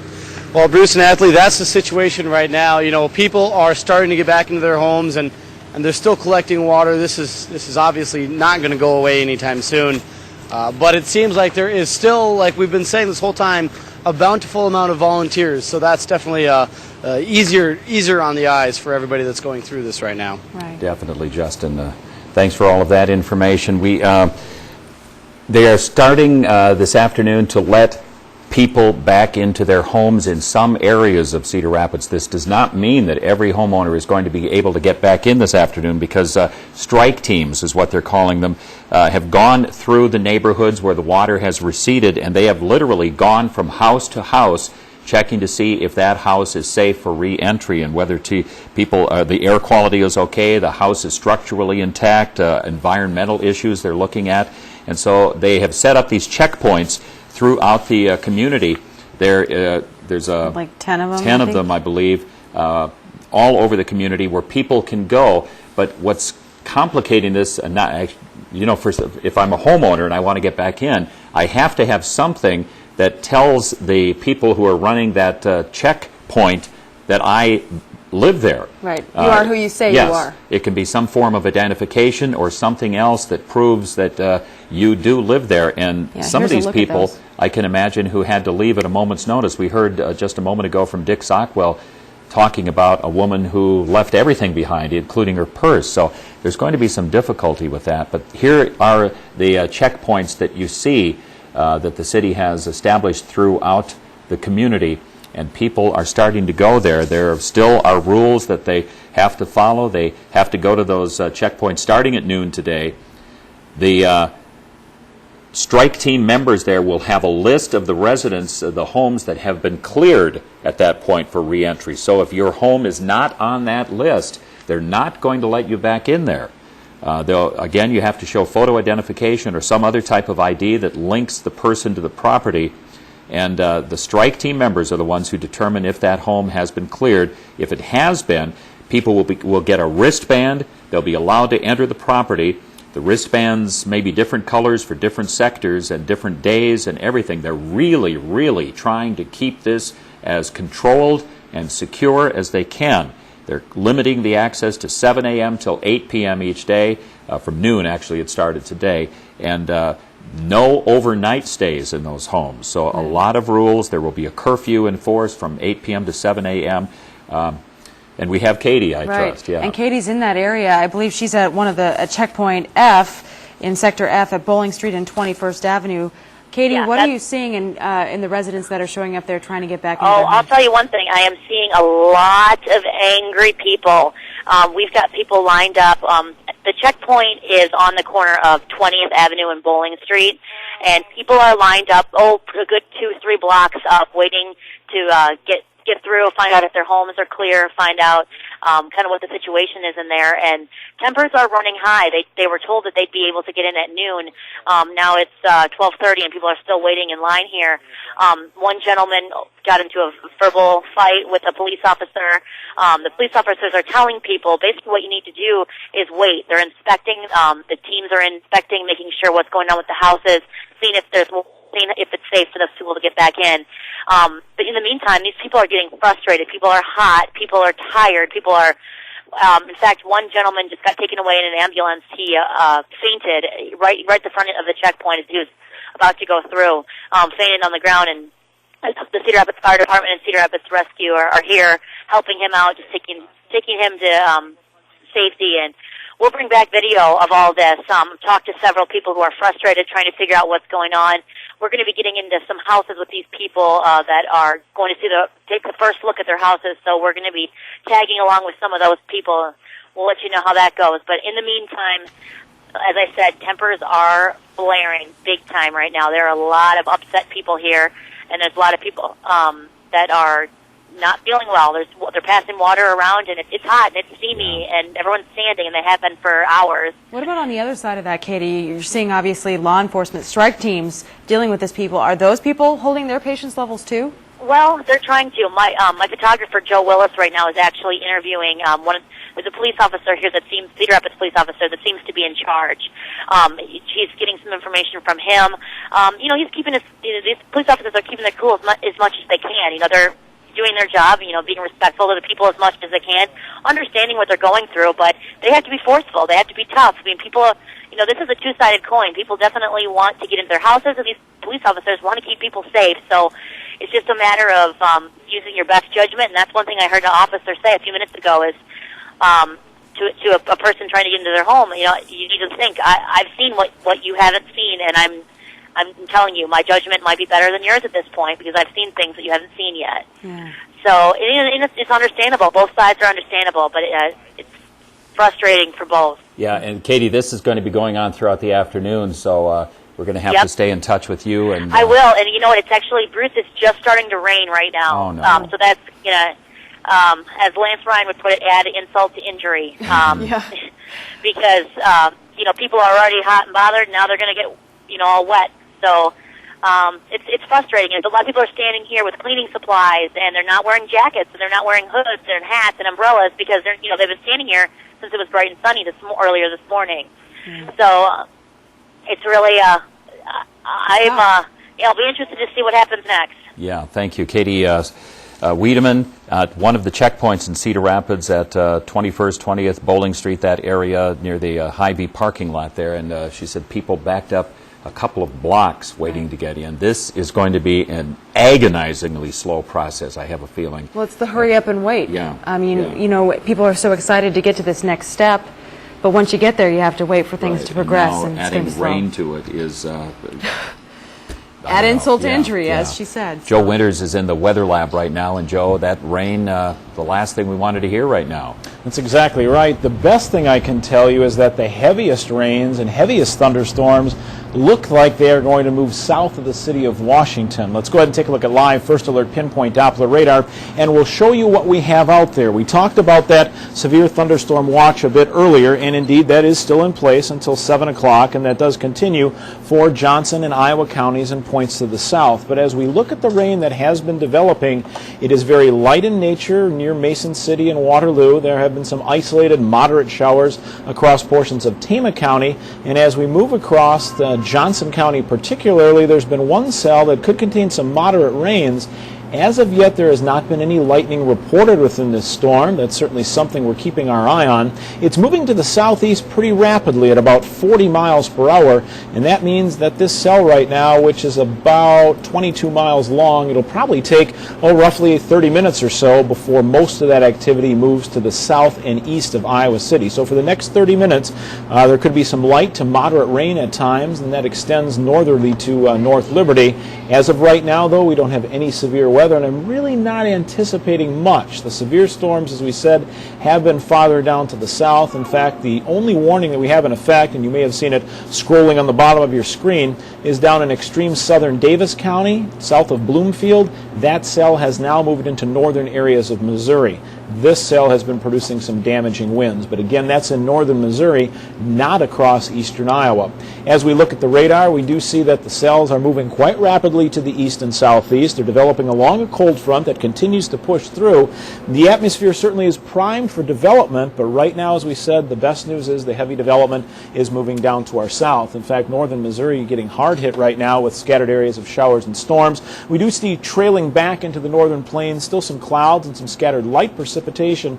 But I think if we can get through, let's say the next couple of hours in eastern Iowa, particularly southeastern Iowa, that threat may be gone for some heavy rains as well as some severe weather, but we're certainly going to keep our eye on that. I want to give you a quick update as well on a couple of the river stages. Not going to go through all of them right now. They are available at kcrg.com, but did want to once again let you know the Coralville Reservoir has crested, sitting at 716.93 at last check. The crest was about 717.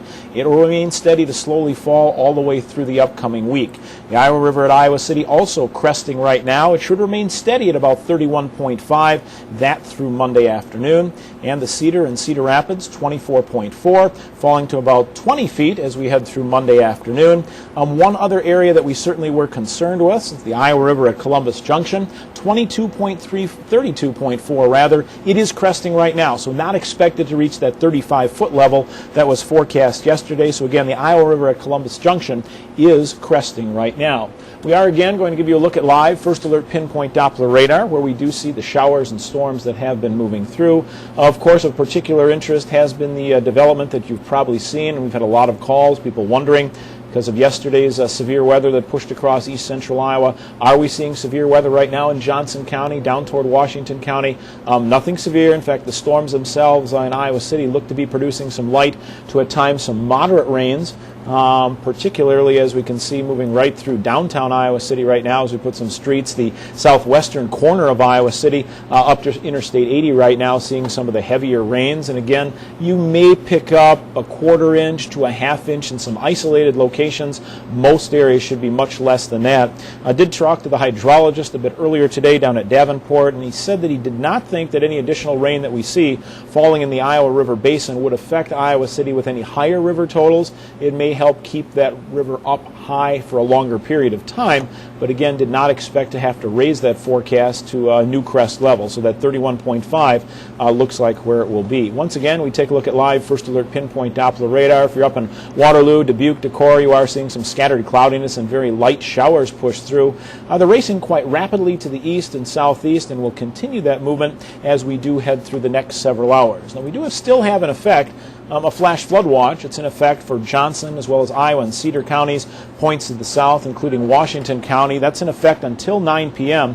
Again, it was for the potential as this front moves through, and we still have to get the front through to totally avoid this threat for the possibility of some heavy rains. Earlier on, it looked like we could see from 1 to 3 inches across this area, and we certainly know because of the saturation that we've seen from the rains over the previous weeks that the ground as well as the rivers just can't handle any more rain, so flash flooding definitely a concern across southeastern Iowa. This would cause some local ponding, of course, on roadways in areas that right now may not be dealing with the river flooding, much like we saw earlier in the week in Cedar Rapids as well as Iowa City as we did have that flash flooding move through. So that still is officially in effect again until 9 p.m. Another way we take a look at these storms is by looking at the lightning inside these storms, and right now, as we can see for the last hour, the lightning is generally down toward Davis County. Looks like a little activity just developing in southern Washington and northern areas of Jefferson County, but again, it looks like the heaviest activity is staying south of the Iowa City area, which is good news because yesterday, of course, we had that severe weather move through and that damage reported near the West Branch area with some trees down. Early this morning, we also had some showers and storms move through with some severe weather. Had some reports of trees down and power lines down in the Waterloo area, as well as Evansdale. In Grundy Center, we had an awning that was ripped off a building as those thunderstorms moved through. They moved through between about 1 and 4 o'clock this morning. Rainfall totals, because of the fast movement of those storms, was on the lighter side, closer to a 1/2 to a 1/4 of an inch in many locations. But that means Cedar Rapids has picked up a little over an inch of rain, and again, we're still seeing that water fall. So it may just help keep that crest higher just a little bit longer than we're seeing across eastern Iowa. We're going to run down a few more of the rain or the river totals for you. Haven't done that for a while, so we'll do that. We'll begin on the Cedar River at Charles City. It's going to fall below flood stage. It may very well be there today, now at 12.3 feet. In Cedar Falls, as well as Waterloo, holding steady at their current levels. In Vinton, we have no data, haven't had a reading since yesterday, but the forecast is for it to fall below flood stage by Wednesday afternoon. Again, the Cedar in Cedar Rapids sitting at 24.4 feet feet at last check. Expected to fall to near 20 feet as we move through Monday afternoon. So that fall will continue. Below flood stage could happen as we head into Friday in Cedar Rapids. At Conesville, 23 feet right now will fall. It has crested. It will fall to 20.4 feet, and that will again happen sometime on Monday morning. As we move farther down now along the Iowa River at Marengo, holding basically steady at about 20.2 feet. It should remain fairly steady as we work our way through Tuesday. Again, the Coralville Reservoir, as we mentioned, has crested, but it's still, we're near that 717 mark. We're expected to stay that way through much of the upcoming week. So even though it has crested, there's not a dramatic drop at the Coralville Reservoir expected. Iowa River at Iowa City, holding at 31.5. It is expected to remain steady through at least Monday afternoon, and then again that will be a slow fall as we head through the week as those waters recede back into the Iowa River. At Lone Tree, 23.1, that crest near 23.6. That happens early tomorrow morning, and again a new record down in Lone Tree. As we mentioned, Columbus Junction cresting right now. The English River, the Iowa River, and the Cedar River all contributing to that 32.4 foot crest, and it is cresting right now. It will hold steady for a period of time as well. The Iowa River at Wapello, 32.2 right now, expecting a crest tomorrow somewhere near 36 feet. 14 feet in Independence, falling below flood stage by Tuesday. Another 2-foot drop expected there. And in Anamosa right now, our last river stage will check 24.6. A slow fall is expected below flood stage on Tuesday. And then as you can see, for a complete list, you can go to kcrg.com, click on our Flood of 2008 link. All the river stages and more available for you, again, at kcrg.com. So as we stand right now, we do have, again, a severe thunderstorm watch that continues for Johnson and Iowa counties, points to the south, including Washington County. The activity we're going to continue to monitor, although at this point, as we head toward 12:45, it looks like the heaviest activity is going to move to our south, down across southern areas of Iowa into northern areas of Missouri. But we'll certainly be here, and we'll keep our eye on it, and we'll update as the weather warrants. Bruce and Beth? Thank you, Joe. Thank you. I just came in via Interstate 380, and it is really slowing down as you approach that 7th Street exit, getting into the downtown, the heart of Cedar Rapids. Especially, I think it's over that bridge. I turned off at 7th. People are slowing down to look. Yeah. And I just can't urge you enough to let us bring you the pictures. Let us, and we can bring you better pictures than you can see out of your windshield when you're just driving down 380. But if you're headed southbound on 380, be aware it's slow going. Well, and they also really they've moved that perimeter back. They did that yesterday up like 2nd Avenue where we are, up farther away from the downtown area. Yes. As the waters have receded, they do not want people getting into that downtown area and walking around. For one thing, there's the safety factor again. It's filthy. You see the mud in our video, the mud, the dirt. There's environmental issues even in the air, things that are floating around in the air that you can't see. I mean, there's so many factors. And, of course, there are things in these stores and businesses that they want people to stay away from. So you cannot get close there. Again, National Guard soldiers, there were more there today, I noticed. And thanks for letting me through. Yeah, and I stopped and talked to some of them for a few minutes when I was coming through. And, again, they look a little bored because they're just sitting there in their Humvee, but they're performing a very important task right now, just adding security and keeping things under control.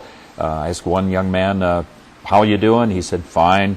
I said, what kind of shift you working? He says, 12 hours, sometimes a little longer. And I said, where are you from? And he said, Manchester. And I said, well, thank you for being here. Yeah, so, Iowa National Guard. Those are local folks. They're very important. This information out of St. Luke's Hospital here in Cedar Rapids, just sort of statistics, how they're doing, a snapshot of what the goings-on are at the only hospital right now that's open in Cedar Rapids. It's continuing to have electricity. That always a good thing. Wish we did. There are currently 315 patients at St. Luke's. In the emergency room, they saw 194 patients yesterday. On a typical day, they'll see 150. So about 50 more, 25? No. Don't make me do the math. No, don't ask. Don't do the math. They say they have plenty of staff to handle that uptick, and it's understandable that St. Luke's would be seeing more people in its emergency room since Mercy Medical Center had to evacuate due to flooding, and it is obviously closed. They will increase valet parking service beginning tomorrow to help meet the needs of their patients. And if you don't have a medical emergency, a true acute emergency, they're asking you to go to their satellite urgent care offices. They're located on 2375 Edgewood Road Southwest, or Bowman Woods Immediate Care, which is located at 6911 C Avenue Northeast. The situation in Iowa City, I don't know if you have heard yet, but they say they believe the river there is cresting right now. The reservoir crested last night. We were curious last night on when we heard that the reservoir was cresting, why the crest in Iowa City would still be Tuesday morning. That seemed like a long time between the two crests, but it gets to, I guess, approximately 6 to 18 hours that water gets there, and they're saying it's cresting at about 31.5 feet. May vary a little bit, but that is, you know, that's good. If there's good news down there, that is, because it means that it's not going to get up to that really, really devastating level that it could have if it had kept rising. So we're going to be getting down to Iowa City again very shortly, because we know all of you down there really are interested in exactly what the situation is. It's, again, difficult to get around in some areas, so we're trying to get our live shots set up, and we'll be getting down there as soon as possible. Michelle, do you have anywhere you want us to go right this instant? Josh? Okay. We want to go bring Josh into the mix.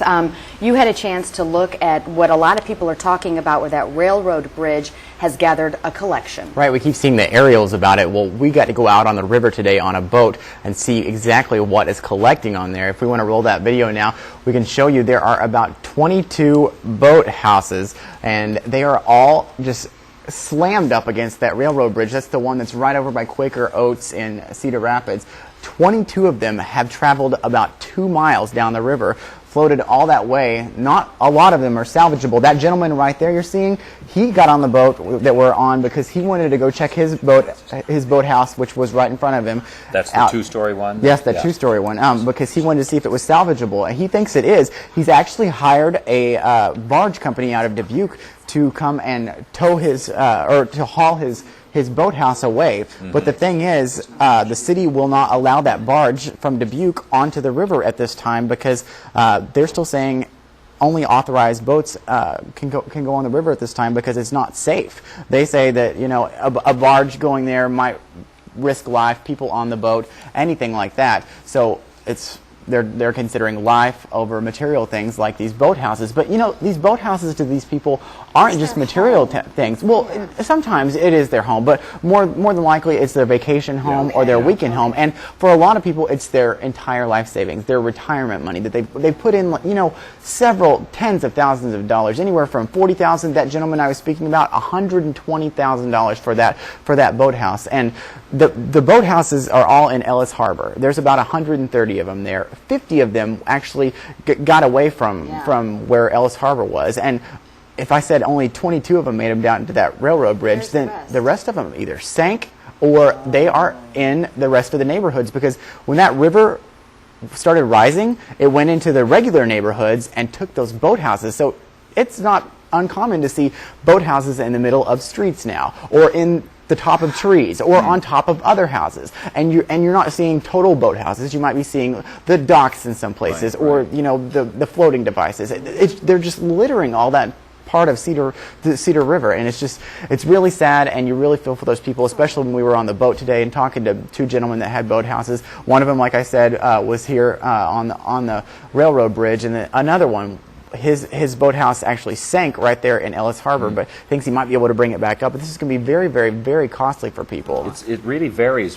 One looks like, okay, it has some damage. Another one you'll see is really, really crunched. And I saw one that was, the video will, when it comes up, we'll point it out, but the one was really upended, I guess would be a good way to put it. Like this one looks like it's still floating fairly intact. Yeah, they're also worried that, as you can see, the river is going a little bit under the bridge right now. You know, maybe about a foot. So what happens? Yeah, when it goes down enough, all this debris is going to go somewhere, and they're afraid it's going to slam into the downtown bridges, and it's going to, you know, make its way down to the dam and cause even more damage, you know, and possibly more flooding. They're saying if it gets in with the dam, you know, it create a real damage effect there. Yeah. And it's one of those situations, like so many other things. We wish we could answer all of your questions and all of your concerns, but can the boathouses be retrieved? Can they be repaired easily? Can they be brought up from underwater? We have no idea, and it is going to take experts and a lot of money and a lot of time to get that put back into place. But just driving in moments ago and looking down 2nd Avenue in front of the station, what a sight to see so much dry land. Yeah. I mean, I feel like how Noah must have been in the ark when he saw that bit of land. You know. That's another thing. Earlier this morning, we went out to downtown Cedar Rapids and actually walked around because, you know, the last couple of days you can't do anything about it. And here we're looking at some video from that. I mean, you can really tell where the water was in the current. Everything is caked in mud. And you were looking in the shops. I looked in one of my favorite places to eat lunch, Zen's, and it was so sad because the white tablecloths are all brown now, and there are plants and mud all over the tables, but oddly, a lot of the stuff is still standing. Like the wine glasses are still in place, the silverware is still in place. So the way this water just came through and the current was so erratic, you know. And you go through downtown and you're seeing things like the trash cans completely emptied and all of the potting plants completely emptied. It just went in and it sucked all that stuff out. And it did the same thing to the shops. A lot of the shops, their entire facades were ripped off. The doors were ripped off. The glass was shattered. And you know, this is, it's still very dangerous to be down there because, you know, it might be dry and you might not have to worry about drowning or anything, but there are manholes that are still sucking down water. And I mean, you might be walking in a puddle you think is an inch deep, and these manholes are seriously going really fast underneath you. Are the sewers still bubbling up at all? Oh, you know what? They are. We are going right now, we're going to break away from Josh and what we're looking at downtown because Governor Culver now has a press conference underway. It's in Des Moines, and we'll go to that right now. Doing just as much to help those rural, more remote areas of our state, like Columbus Junction, for example, and Fredonia, as we are in the metropolitan areas. The good news is we have the resources to fight on both fronts. The bottom line, though, and the reason I'm talking about these hot spots is please avoid these areas of our state unless you are authorized personnel. There is no business to otherwise be on the roads in those areas. It only complicates our effort and puts lives at stake. Speaking of, I will turn it over to this time to Gene Meyer, the Commissioner of Public Safety, and he has an update broadly on some public safety concerns and warnings. Thank you. Gene? Thank you, Governor. This morning we still have 54 state roads or U.S. highways closed across the state in different spots. Interstate 380 remains closed between milepost 4 and milepost 10, with only being used by emergency vehicles. Interstate 80 remains closed east and west at the milepost marker 266, which is 20 miles east of Iowa City. We're projecting that they will remain closed at least through Tuesday. I would also like to report that yesterday there were 2 arrests made, one in Cedar Rapids and one in Des Moines, of an individuals who were posing as National Guard people trying to gain access into restricted areas. And that leads me into talking about something that's frankly unfortunate but quite necessary. And we at the Department of Public Safety want to join other agencies to remind the public about the potential of disaster-related fraud schemes in connection with this recent damage caused by the tornadoes, flooding, and all the other severe weather that's occurred in Iowa. Fraud prevention is kind of a 2-pronged effort, educating and warning the public about these scams, which we're doing again today, and we're going to continue to do in the weeks and months ahead. Also, developing and implementing proactive law enforcement strategies, which we've already begun to do in partnership with many other law enforcement agencies and people in the private sector. You know, there are numerous types of scams. They include home repair scams involving substandard or incomplete work such as debris removal, sale of unneeded disaster recovery kits, water testing and treatment, advanced fee loans and mortgages. Scam artists will travel many, many miles to victimize people who could least afford it. Essentially, they come in, they take the money, and they run. Another form is price gouging, which is the practice of taking advantage of victims of disasters, substantially raising the price of goods and services without any justification. Price gouging, of course, is considered an unfair practice under the Iowa Consumer Fraud Act, when a disaster declaration is in effect in any county. Also, we've asked that you be aware of the possibility of imposters posing, particularly as utility workers. Please keep in mind that a utility worker working for a legitimate company will not ask for a payment to disconnect or reconnect power in any flood-related area or situation. Look for the official utility insignia on the vehicles and the uniforms of the people that may come to your home. Insist that those workers present an identification badge or official identification. If you have questions, certainly call the utility they say they represent and check on that situation and report suspicious persons or activities to your local law enforcement agency. Also, watch and report any suspicious activity at your neighbor's property. So just don't be concerned about yourself, but Iowans have an outstanding long-time reputation of helping neighbors. So please continue to do that. And please volunteer to help older people that live in your neighborhood as they deal with contractors, to make sure that they're not intimidated for paying for any work that's not done. Be alert for phone or door-to-door solicitors who hand out flyers and promise to speed up insurance payments or help you with that and demand money up front. I guess the general rule of thumb in all of this is never, ever pay for a service in advance. Don't ever pay for a service in advance. When con artists try to cheat disaster victims, it is the definition of adding insult to injury.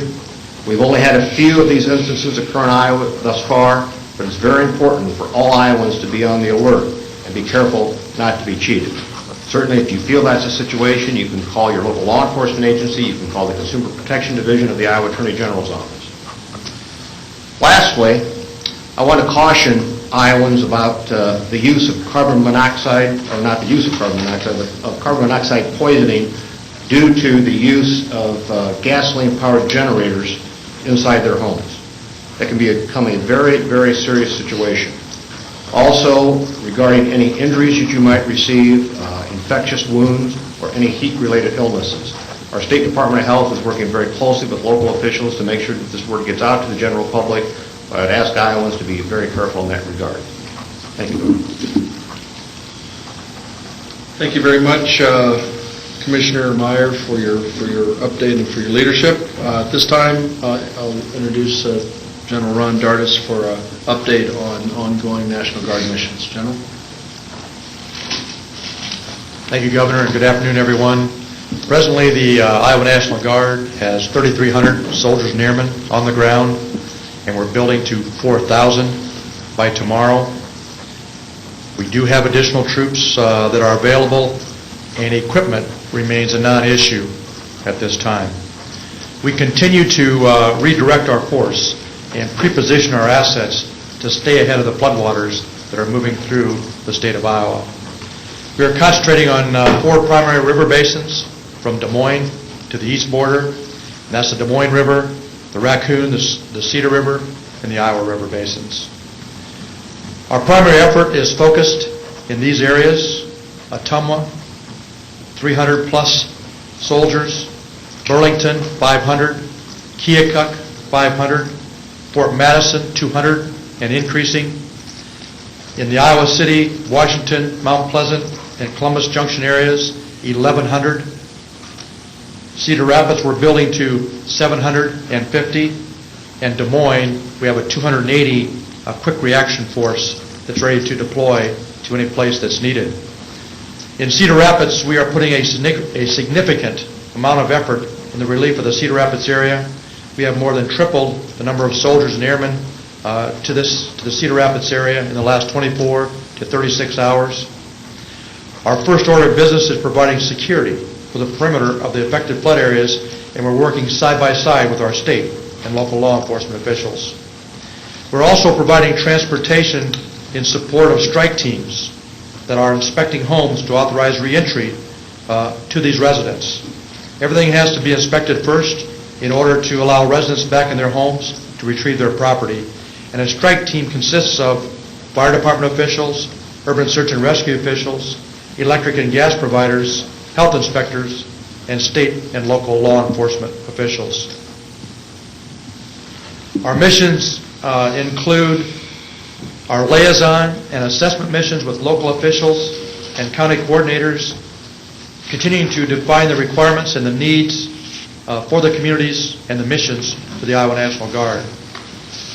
Sandbagging is one of our primary missions, evacuation, security, and logistical support for water and food and supplies.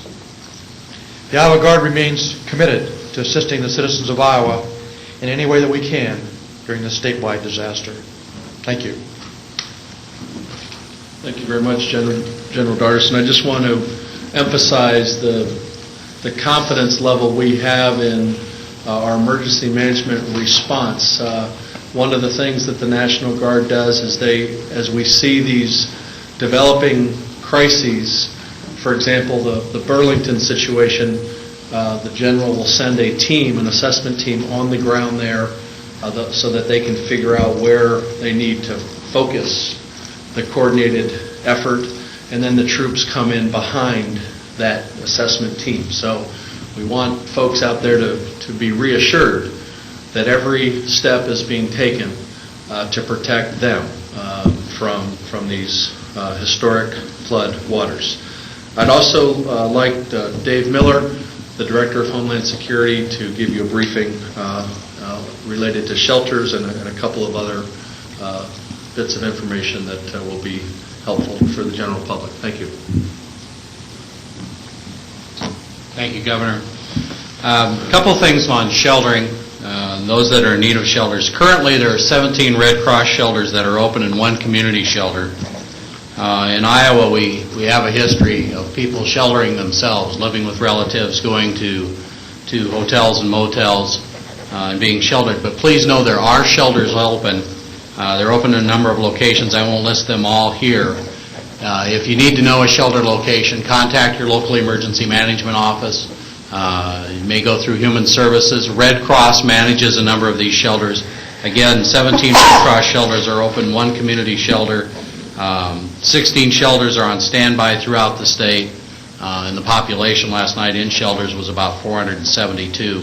And there are a number of areas like Cedar Rapids, Wartburg College in Bramer County, Tumwa High School in Wapello County, a couple shelters here in Des Moines, 1 in Runnels. Columbus Junction has a shelter, and there are a number of those operating. As we walk through this, we also want to get people started on recovery. We know that we're in a flood fight. We continue to respond, and we will be responding over the next few days, but we also want the recovery process to begin. In order to do that, there's a couple things that citizens can do.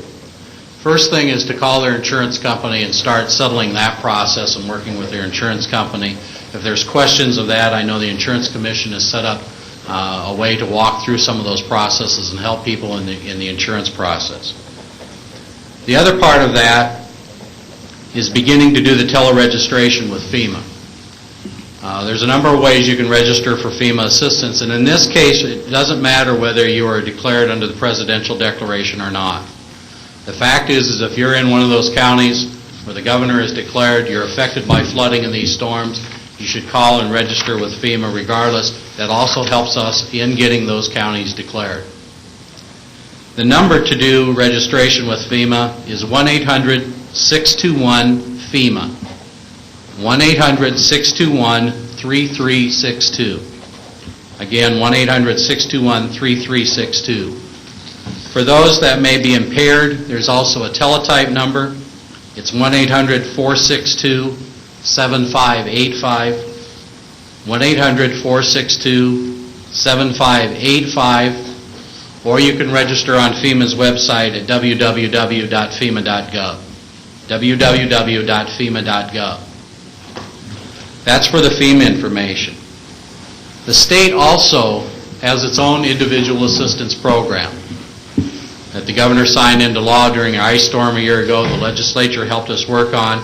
So we have a state IA program for those that are most in need or within 130% of federal poverty levels. That is a reimbursement program. So documentation and receipts of the costs that have been incurred by the citizens are very important. You can go to the Department of Human Services website at dhs.iowa.gov. Again, dhs.iowa.gov. or you can call their number at 1-877-937-3663. 1-877-937-3663. The last number I want to give you is the Iowa Concern Hotline. We're using it for volunteers and donations, those that want to volunteer their time. The Iowa Concern Hotline is 1-800-447-1985. 1-800-447-1985. Please coordinate your volunteer efforts and get registered through there. Let them know in the many locations where you need to volunteer. And I want to say this about donated goods. Iowans and people throughout the region and the nation are very good about donating the goods that are needed in the impacted areas. Please, though, understand that goods that may be needed, if they're unsolicited, can actually put a burden on the system, and they're not as much of a help. If we don't know what's coming, we don't know how it's coming, we can't offload the trucks, we can't do those things and put them into storage, and we don't have a distribution method locally for that unexpected truckload of whether it's clothing or food or anything else, it can bog down the system, not help it. A better way to donate is to donate to your local favorite charity, donate to the Red Cross or Salvation Army, and work it through that system. And then we can put the right things in the hands of the right people at the right time. So please be aware of that. Unsolicited donations, again, could kind of bog down the system. Thank you, Director. Now, a couple things. We have, just to again highlight the magnitude of this challenge, we've had on the ground in Iowa 52 water trucks. Each truck carries up to 5,000 gallons of water. So our water challenges are significant. The good news is we have a pipeline set up. FEMA has been very helpful getting a number of those trucks to us. We also have the ability to access private vendors, if you will, and we are adequately providing the water to those Iowa citizens that need it, and they should know that there's plenty of it. So, but that again, like this chart here, tells you how massive this damage and devastation really is, and that's our top priority. Again, is public safety, and we feel good about the ongoing effort, but we have a lot of work to do yet. And I know that it's human nature to want to go out and look and see what's going on, whether it's here in Des Moines, but there's if people really want to help, they can do one of two things. They can stay away completely from these affected areas, especially, and everyone knows where they are. It's not the entire metropolitan area of Des Moines, but it is certain parts where we continue to have challenges. Just stay away from those areas, or pitch in and call the Iowa Concerns Hotline and get involved in either donating or volunteering. And that's going to remain the case for several days and maybe weeks.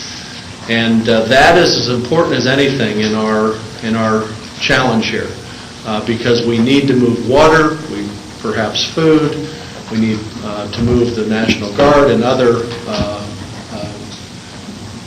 personnel that is absolutely essential to this effort. And we really also care passionately about each and every individual that's been impacted by this, and we want those victims of this tragic and historic flood to know that we're going to be with you every step of the way. And there are really three phases here. One, we want to get you out safely if necessary, to move you to a shelter, to remove you from a very dangerous, potentially, situation. Number two, as Director Miller said, we want to get you going in terms of registering for assistance, both federal and state. And I want to thank the Red Cross and the countless organizations across this state that are on the ground already willing to help these individuals. So you're not alone if you're a victim. You have a lot of people that want to help and go to the disaster relief center or the one of these shelters, and there are thousands of people literally across this state, FEMA and other officials that are standing by anxious to help. So we want to give those impacted by this devastation some hope in knowing that we will stick with them and help them recover. And then we're going to rebuild Iowa. We are going to be stronger and more united because of it, and I am absolutely confident in that. And I can't thank the thousands, the tens of thousands of Iowans who have helped in so many different ways. But I am committed to doing whatever it takes as governor to help the great state of Iowa rebuild. And we are not going to quit. We are in this fight for as long as it takes. And I am very fortunate to have an exceptionally talented team to work with, both here at the state level, the local level, and the federal level. So we are going to continue to keep up the fight. We're going to rebuild. We're going to be strong. We're going to try to keep as many people safe as possible. And I ask all Iowans to keep all of us affected by this in their thoughts and their prayers. Thank you. And we'd be happy to take a few questions. Governor, how long is it going to take to rebuild the state? Are we talking about years or a decade or longer? I repeat the question? Repeat the question.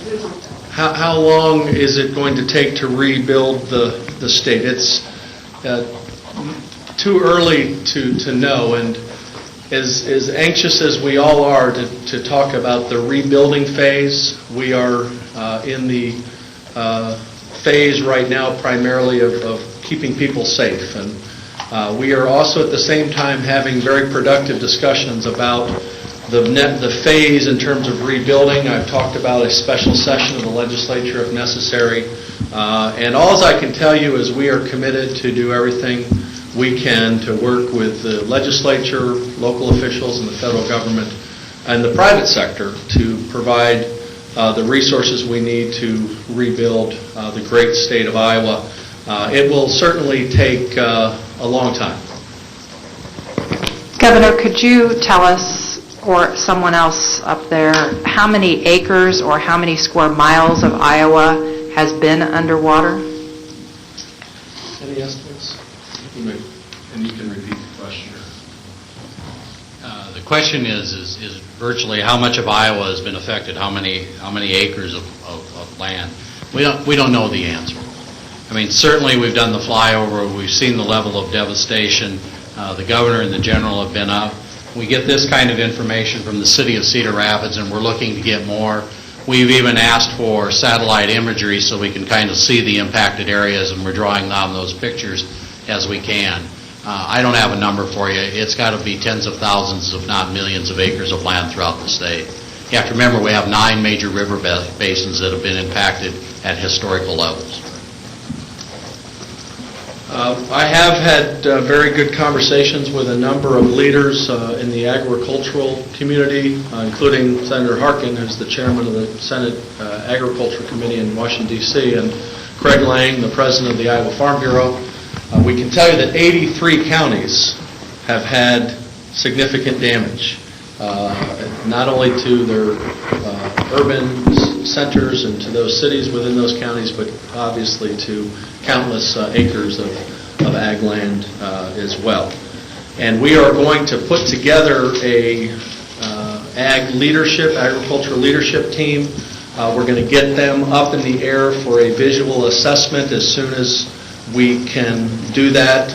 Again, our primary focus is on public safety right now, but we're already working with the Secretary of Agriculture here in Iowa and other leaders, including the Lieutenant Governor and former State Secretary of Agriculture, Patty Judge, to do everything we can to assess the damage to that sector of our economy. We have time for one more question, and then all these people will be available after the press conference to take questions. Oh, okay. I'll pass it down then. I have a very technical question. Governor, you know, in New Orleans, we've seen many people leave that state and not come back.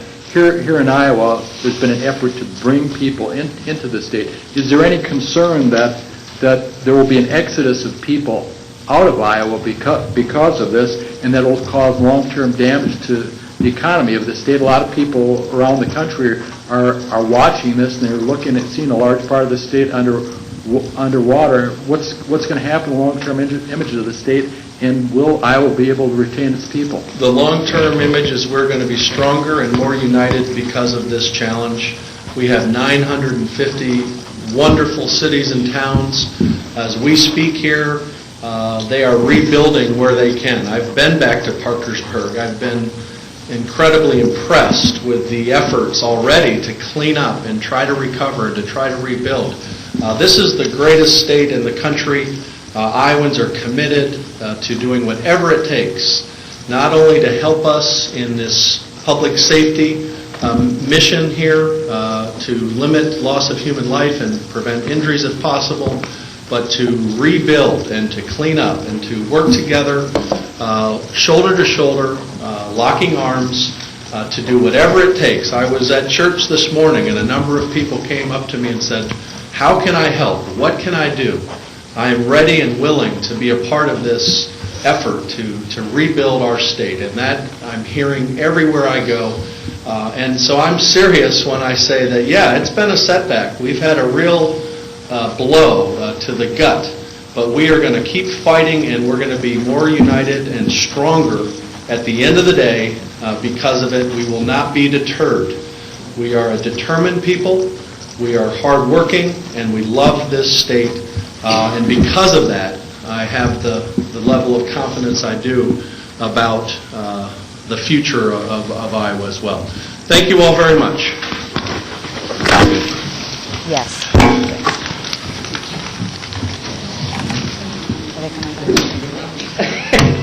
Just tell us when Steve's ready. You are looking and listening in to the press conference in Des Moines with the governor. We're taking a look right now at the map the city of Cedar Rapids has distributed. They've broken up the areas that were flooded into different sections, and they've set up checkpoints in each of these sections so they can escort people into their homes. We want to tell you something very quickly here, though. Not everyone is going to be able to look in their home. It has to be first inspected by what they're referring to as a strike team. If your home hasn't been inspected by a strike team and approved for re-entry, you're going to be turned away at this checkpoint. There's going to be a lot of disappointed people because a lot of the homes cannot be entered at this time, so we want you to be mentally prepared for that. Here are the different areas you should go to where the checkpoint is. Can we go back to that map? I don't know if people got enough of a chance to look at it.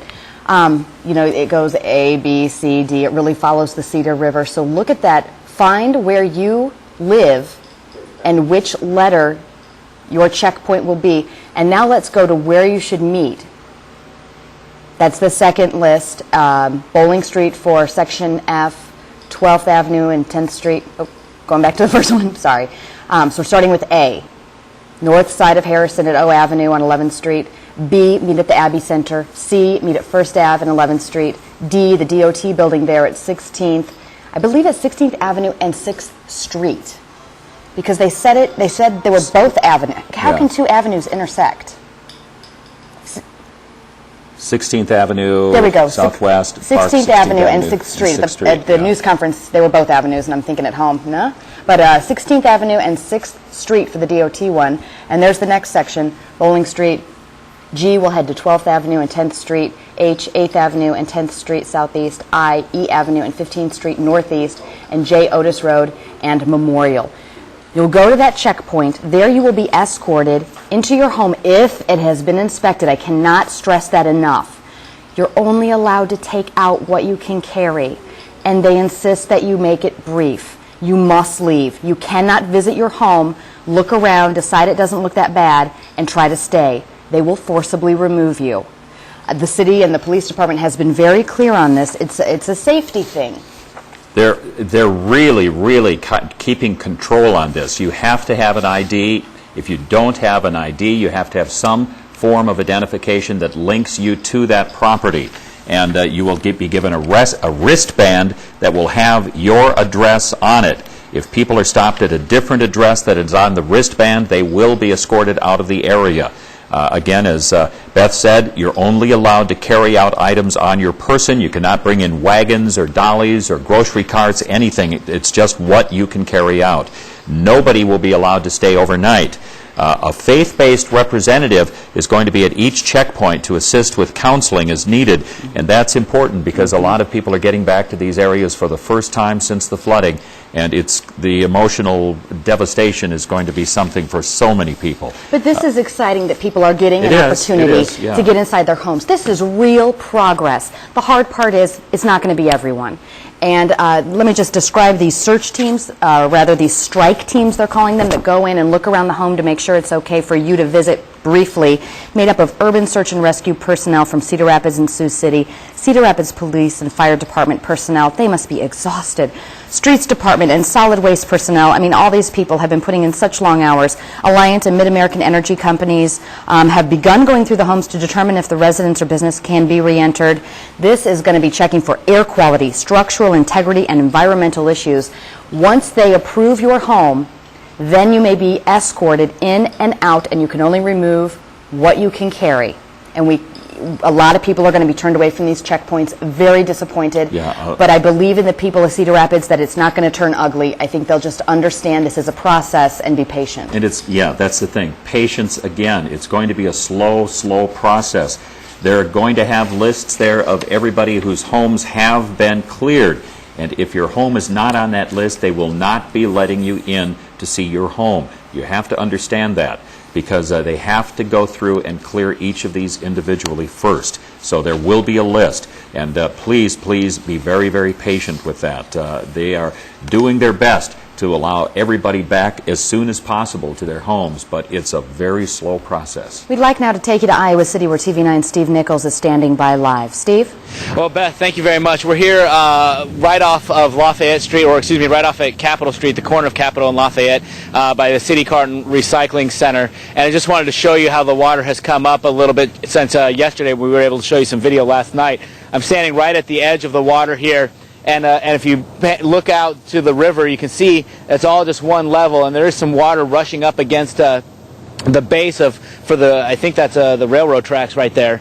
And so there's water rushing out there on the river. The water is moving very quickly through the Iowa River. Of course, when you get to here, it's just this kind of a slow ripple as it moves over here along the train tracks. The train tracks basically get swallowed up right along here and move forward. And the water's moving kind of slow, but it is getting pushed a little bit from the Iowa River as it's moving around. There is some good news finally to report in the Iowa City area, and that's that the Army Corps of Engineers is thinking that the water at the reservoir has crested, and so while it's going to continue flooding over the spillway for what could be several days, if not longer, we're not expecting the water to come anymore and be at a higher level, unless, of course, we get more rain to the north of the reservoir. But that, fortunately, it was my understanding, did not happen yesterday. So the water level is close to cresting here in the Iowa City area. If it hasn't already, it should here by this evening or tomorrow, which is very good news. The downside still to this is that the water takes a really long time to recede from the Iowa River area. From the banks of the river, it'll take a little while longer to recede than it does in the Cedar Rapids area. Of course, I think for many people that's probably a fair trade-off at this point, to know that the water is not expected to get much higher than it is now.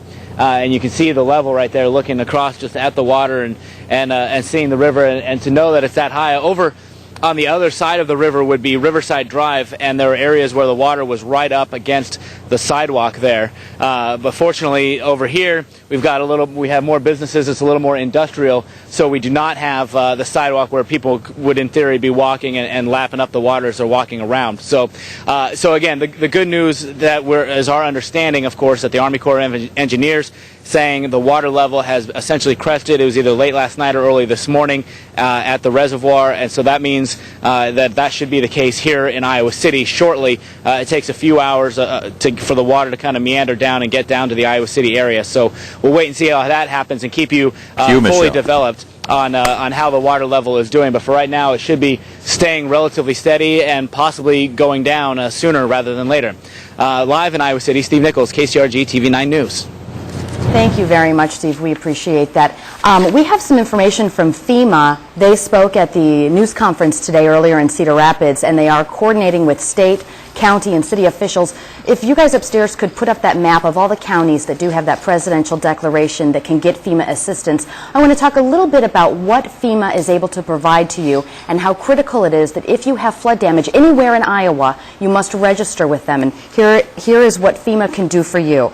They can bring you assistance that can include grants to help pay for temporary housing, home repair, other serious necessary disaster-related expenses such as damaged personal property, medical and dental expenses, or funeral and burial costs.